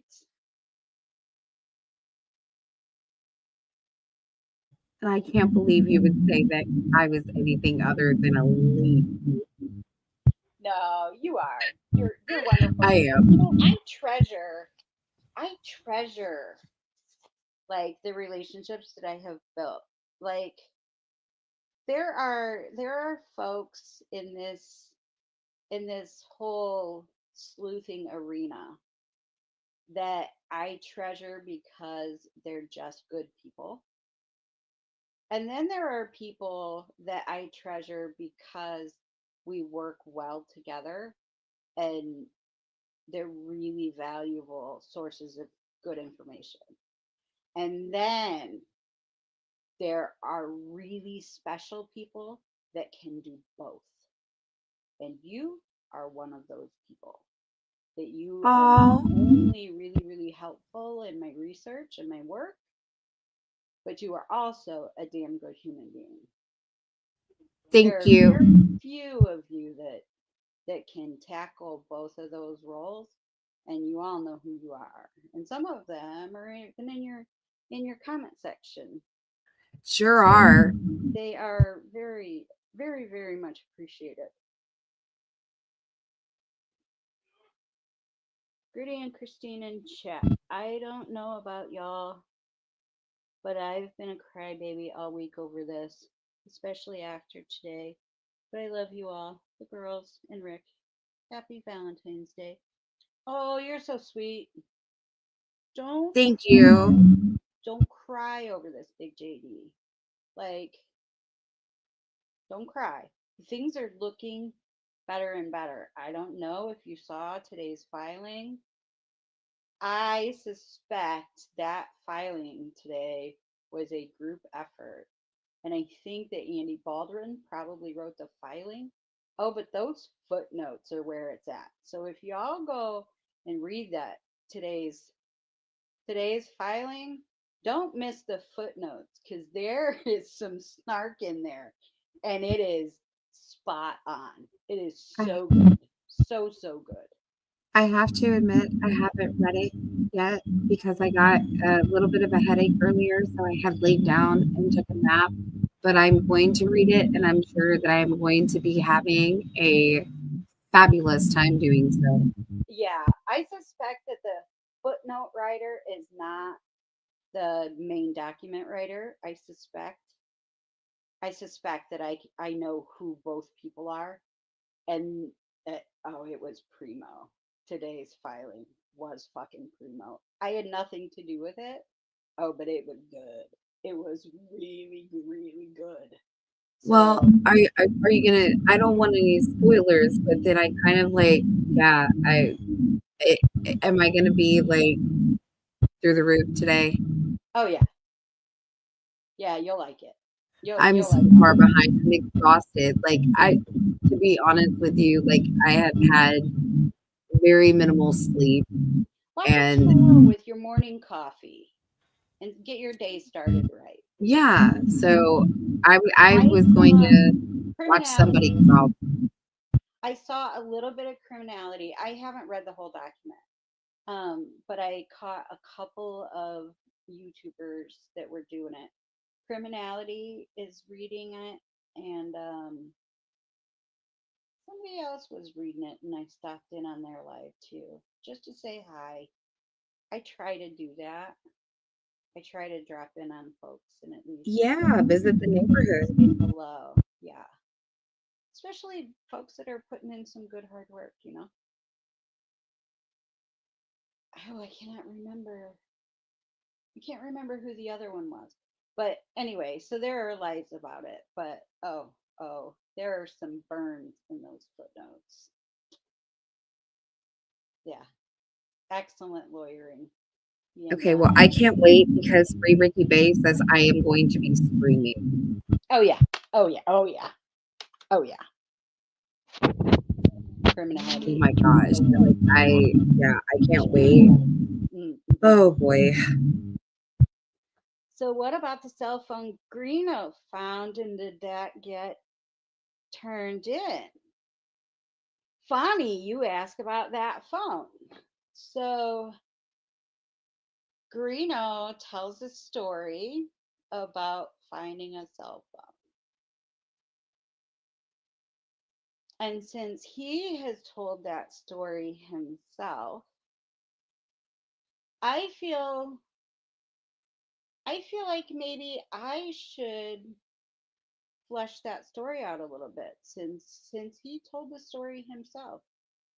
I feel like maybe it would be okay for me to flesh that story out. So I don't know if there were two phones in Greeno's possession that came from the crime scene, or if the story of one phone has been told in two different ways. So the story that I have, hold on a minute. Let me make sure I'm telling it accurately because I have the story right here somewhere. Yes. Because that's how I roll.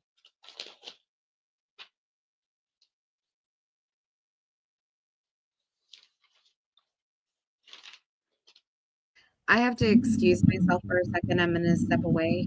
Yes, ma'am. So I'm just letting you know. Yep, you're fine. Okay, so here is the story of the cell phone, the way that I was given the story.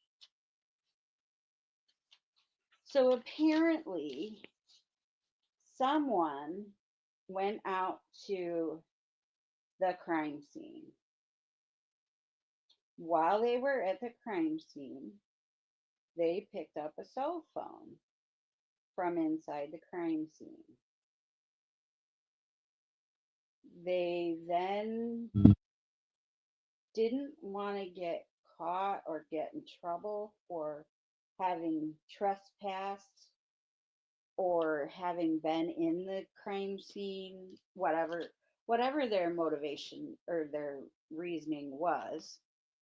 They call up Greeno and his girlfriend and say, "Hey, let's have lunch." So they get together and have lunch where they surprise Greeno with this phone that came from the crime scene. This guy says to Greeno, "You're my favorite YouTuber.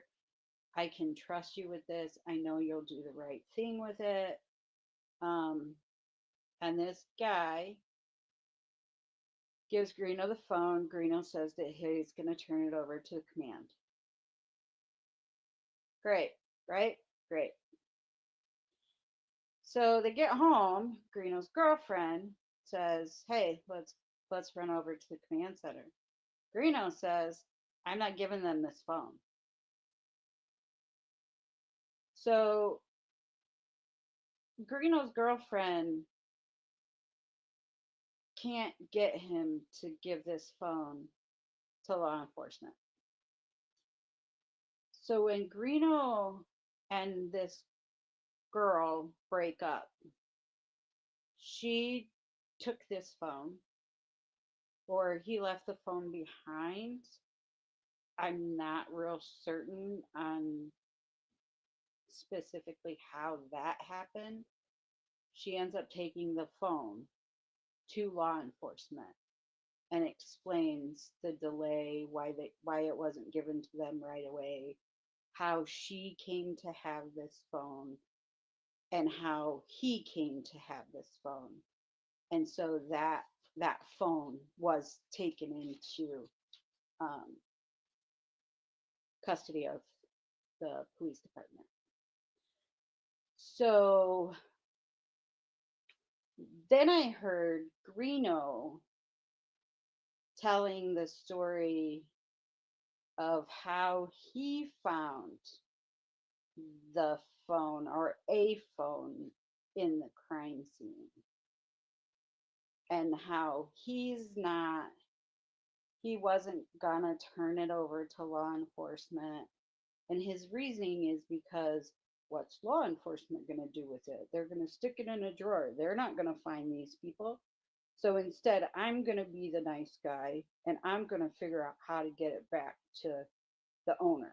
And so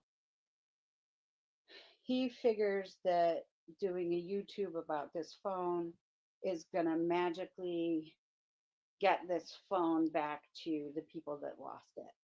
He tried to break into the phone, couldn't break into the phone, and so there it sat. So at the time he was doing the video about the phone that he claims he found at the crime scene, he wasn't able to get into it. So that's the two different stories about this phone. So either Greeno's telling the truth or the girl who actually gave the phone to the police is telling the truth. Woman just asked how long after the murders did this happen? I'm thinking that it was found probably a year after. That is what I seem to recall. I didn't write the date down, but that's what I remember. But then she didn't take it to the police until she and Greeno separated. And so then there was that delay as well. So I'm not exactly sure how soon after the homicides that phone was actually found. That's a pretty good question, right? It's a good question, but I don't know. But I do have questions like, why lie, Anthony? Like why even tell that lie? That's pointless. Nobody's ever going to say the name of this guy that gave it to you. He's not involved. He's not a killer. So like why not just say a guy gave me this phone? Why not do that? Why lie? Yeah, so Truth Seeker says, I remember Greeno saying one time I took him out there and dropped him off. He said he found gloves and turned them in. And another time I was there, we found a tote with rubber gloves out there. He said he found gloves out there and then he found a tote with gloves out there. Yes, she says, I remember Greeno saying one time I took him out there and dropped him off. He said he found gloves. And then in another time I was there. So she's saying one time she dropped him off and he said he found gloves and turned them in. Then another time she was there with him and they found a tote with rubber gloves up there. Interesting. And so he admitted to that. So if he's admitting to finding gloves and finding a tote of gloves, why lie about some other guy giving you a phone? Why do that? Doesn't make That is sense. very interesting, the correlating deals there. Yeah. He could have just not told the story at all. Like if he didn't want to be involved and if he didn't think the phone was anything serious, he could have just kept his damn mouth shut. Or he could have given it to the police, which is the right thing to do. Why anybody who claims to care about the girls as much as he does, why would you hold on to evidence and refuse to give it to the police? Truth Seeker says she has a screenshot of Libby talking about Mike creeping her out. Interesting.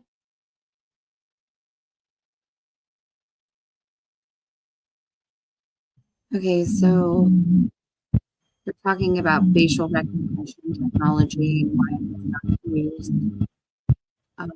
Because there were 2 other murders before this case that were solved with facial recognition.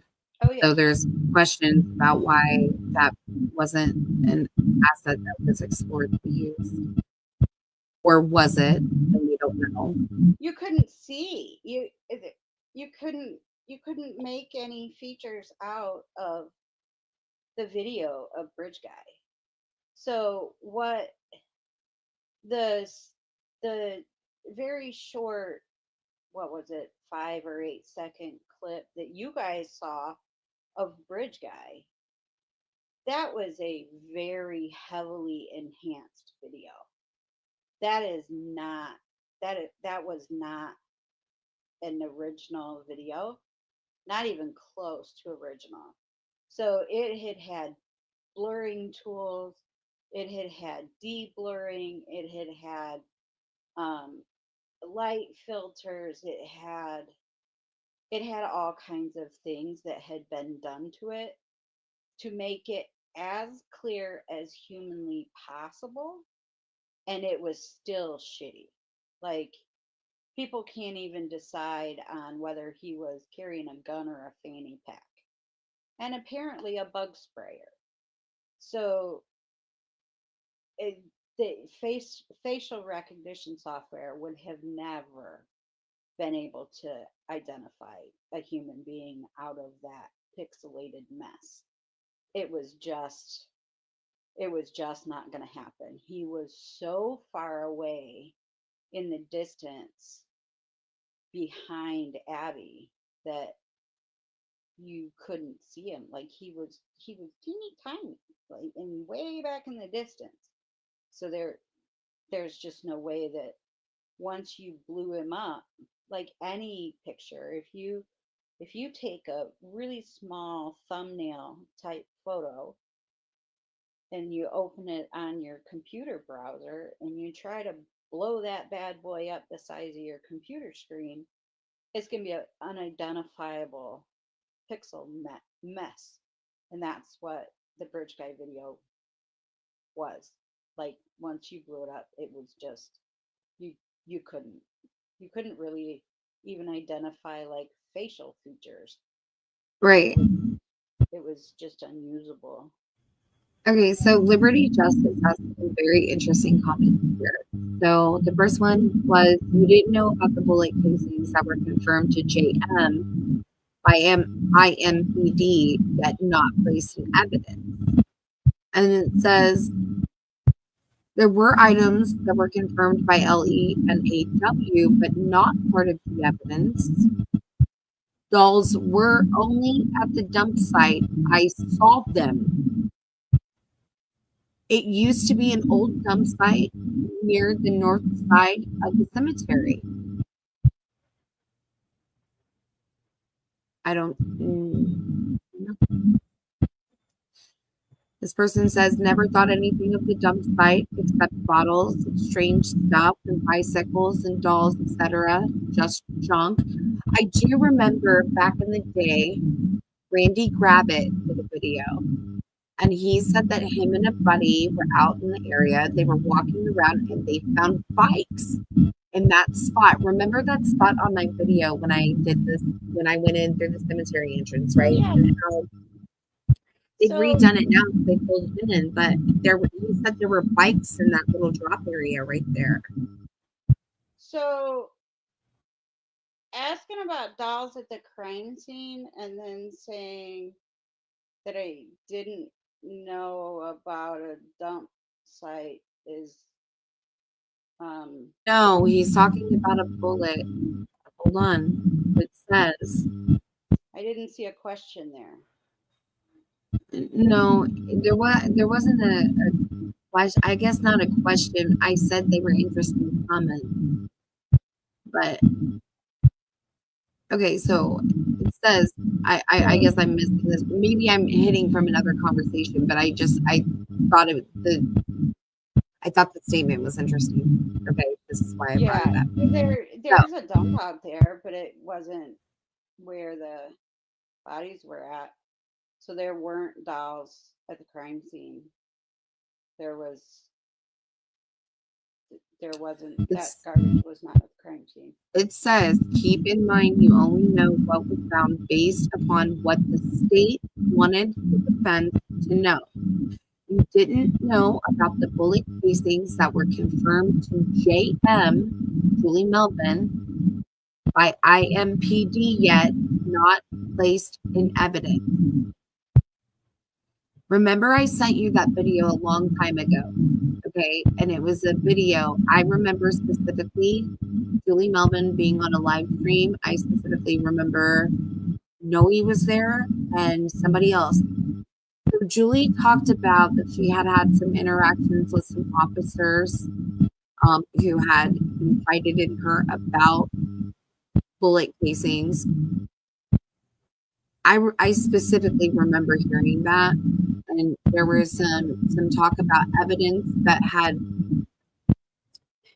been at the scene. Something was like evidence was set on top of, I want to say it was set on top of a vehicle or something like that. Some evidence away, some like there was some incident with that physical evidence that was there, and so it obviously was not usable if it's contaminated and messed up evidence. So No, that's okay.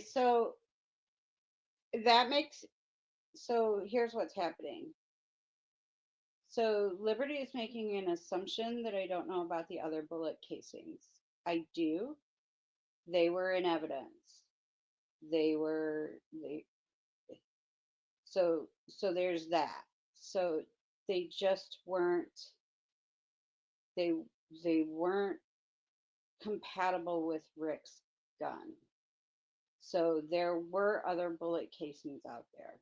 So I do know about those other bullet casings. I mentioned one of them yesterday that was found on, I think it was 2 weeks after the murders. It was found in the middle of the dang trail.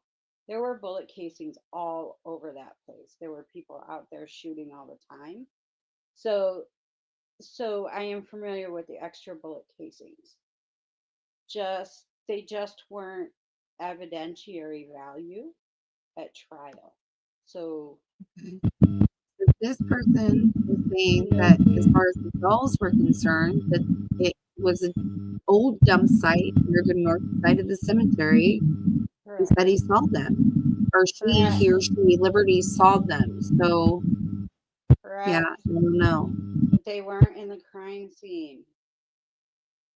They weren't in the crime scene. They were further up by the cemetery. Correct. But there were dolls in that spot, not the crime scene. Okay. Correct. So that's what it is. Correct. So the evidence that was set on top of the police car had already been backed. So there was no evidence that was lost when they drove away without it. Okay, because I remember somebody saying like evidence was set, somebody drove away, something like went off or whatever. Like, I'm just saying, I remember that this was chit chat, and I'm not saying anybody said it in a bad way or wrong way. That's not what I'm saying. I'm just talking about things that we have heard and discussed along the way. Yeah, I just don't want to create more rumors. Yes, I don't want to create rumors. I want to dispel the rumors. And if we can pick them apart and know legitimately where they came from, that's what the goal of this is. Yeah. Yeah.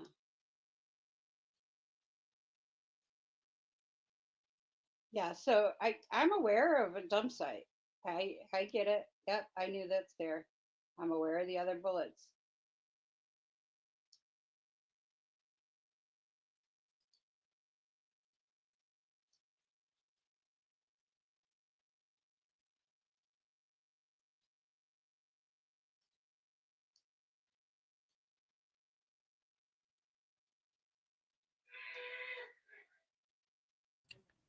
Okay, so let me see.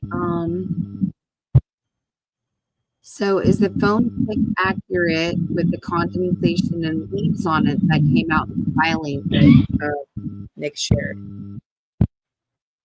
What was that question? So is the phone picture that was shared in the filing from the state with condensation and leaves on it accurate?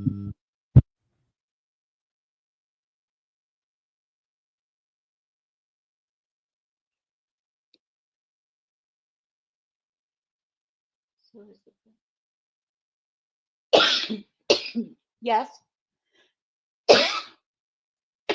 The photo the photo is the photo. There was nothing it's not like it was a fake picture of any or anything.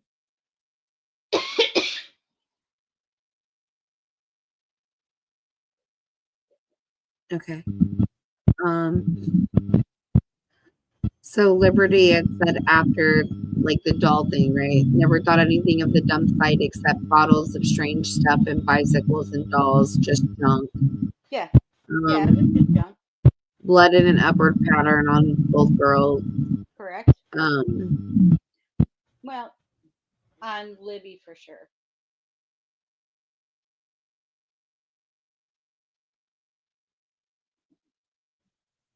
Linda Kay said Robert Ives had stated that the girls were found so immediately after they had been deleted.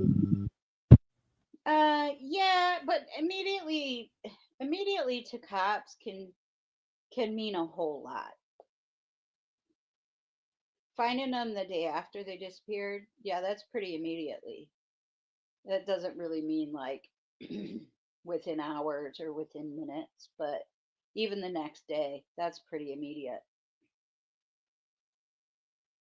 Ron Logan's friend said he heard screams at 2:30 a.m. and checked his outbuilding. He found female clothes and he thought were the missing photos of girls and took them to the Creek's X to be ridded. So, if you have proof of that, send that to me, please. Yes, please, please, please. I'm gonna put your email in the chat. I should say actual proof. Like, if you know the person that actually said that, that's what I would like.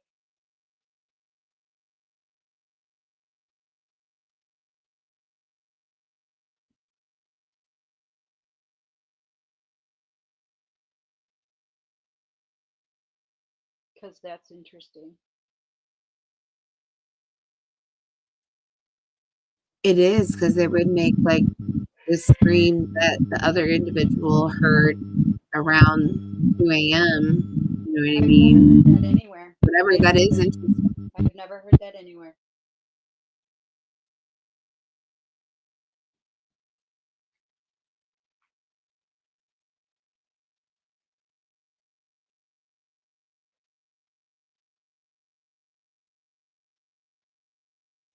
Did I see a picture? Of course. I think everybody's seen that picture of Westfall with the green bandana. I think that was all the Vinlanders that I think that was right before the January 6th um, event.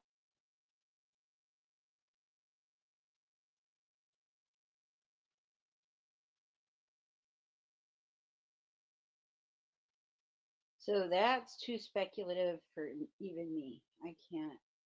I mean, I You don't have to answer, like, you don't have to answer, but I'm just like throwing these up there because they are interesting statements. If they happen to be of substance, that would be extremely interesting yeah. and can be proved.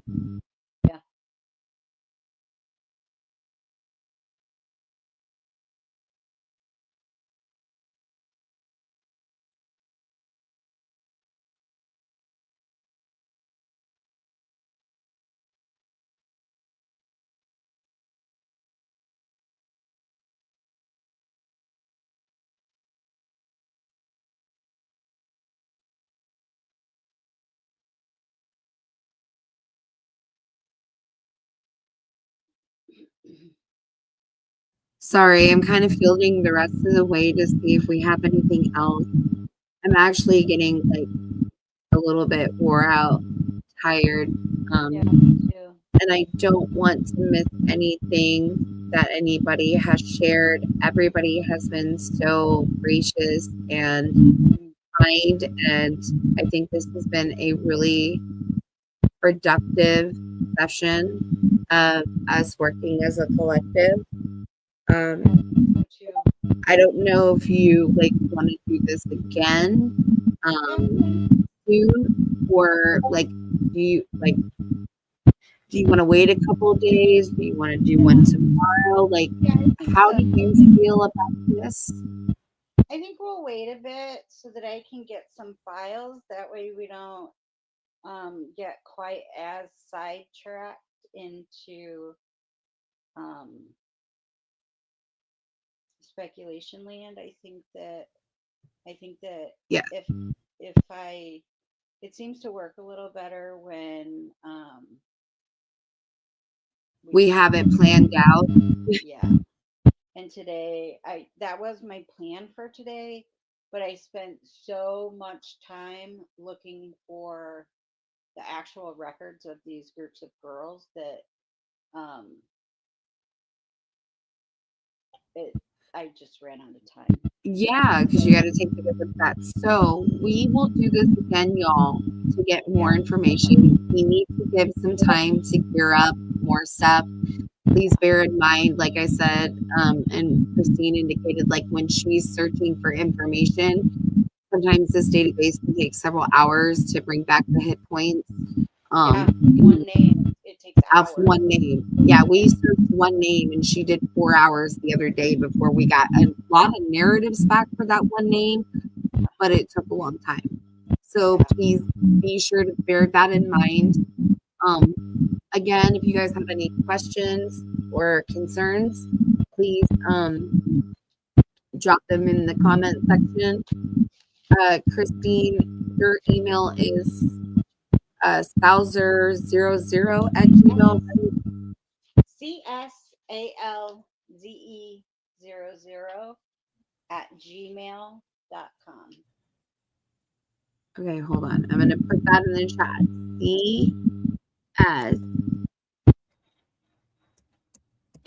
CSALZE, right?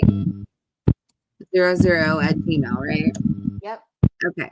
Just So know that, when you come to me and you have a rumor that you've heard, I am always going to tell you, if you have proof of that, send it to me. yes. Because that's how we roll. Yes. That's how I roll. So please, if you have anything that you feel could be of importance, please make sure that you send it in so that we can get that to somebody who can get good eyes on it, make sure that it is something that is valid.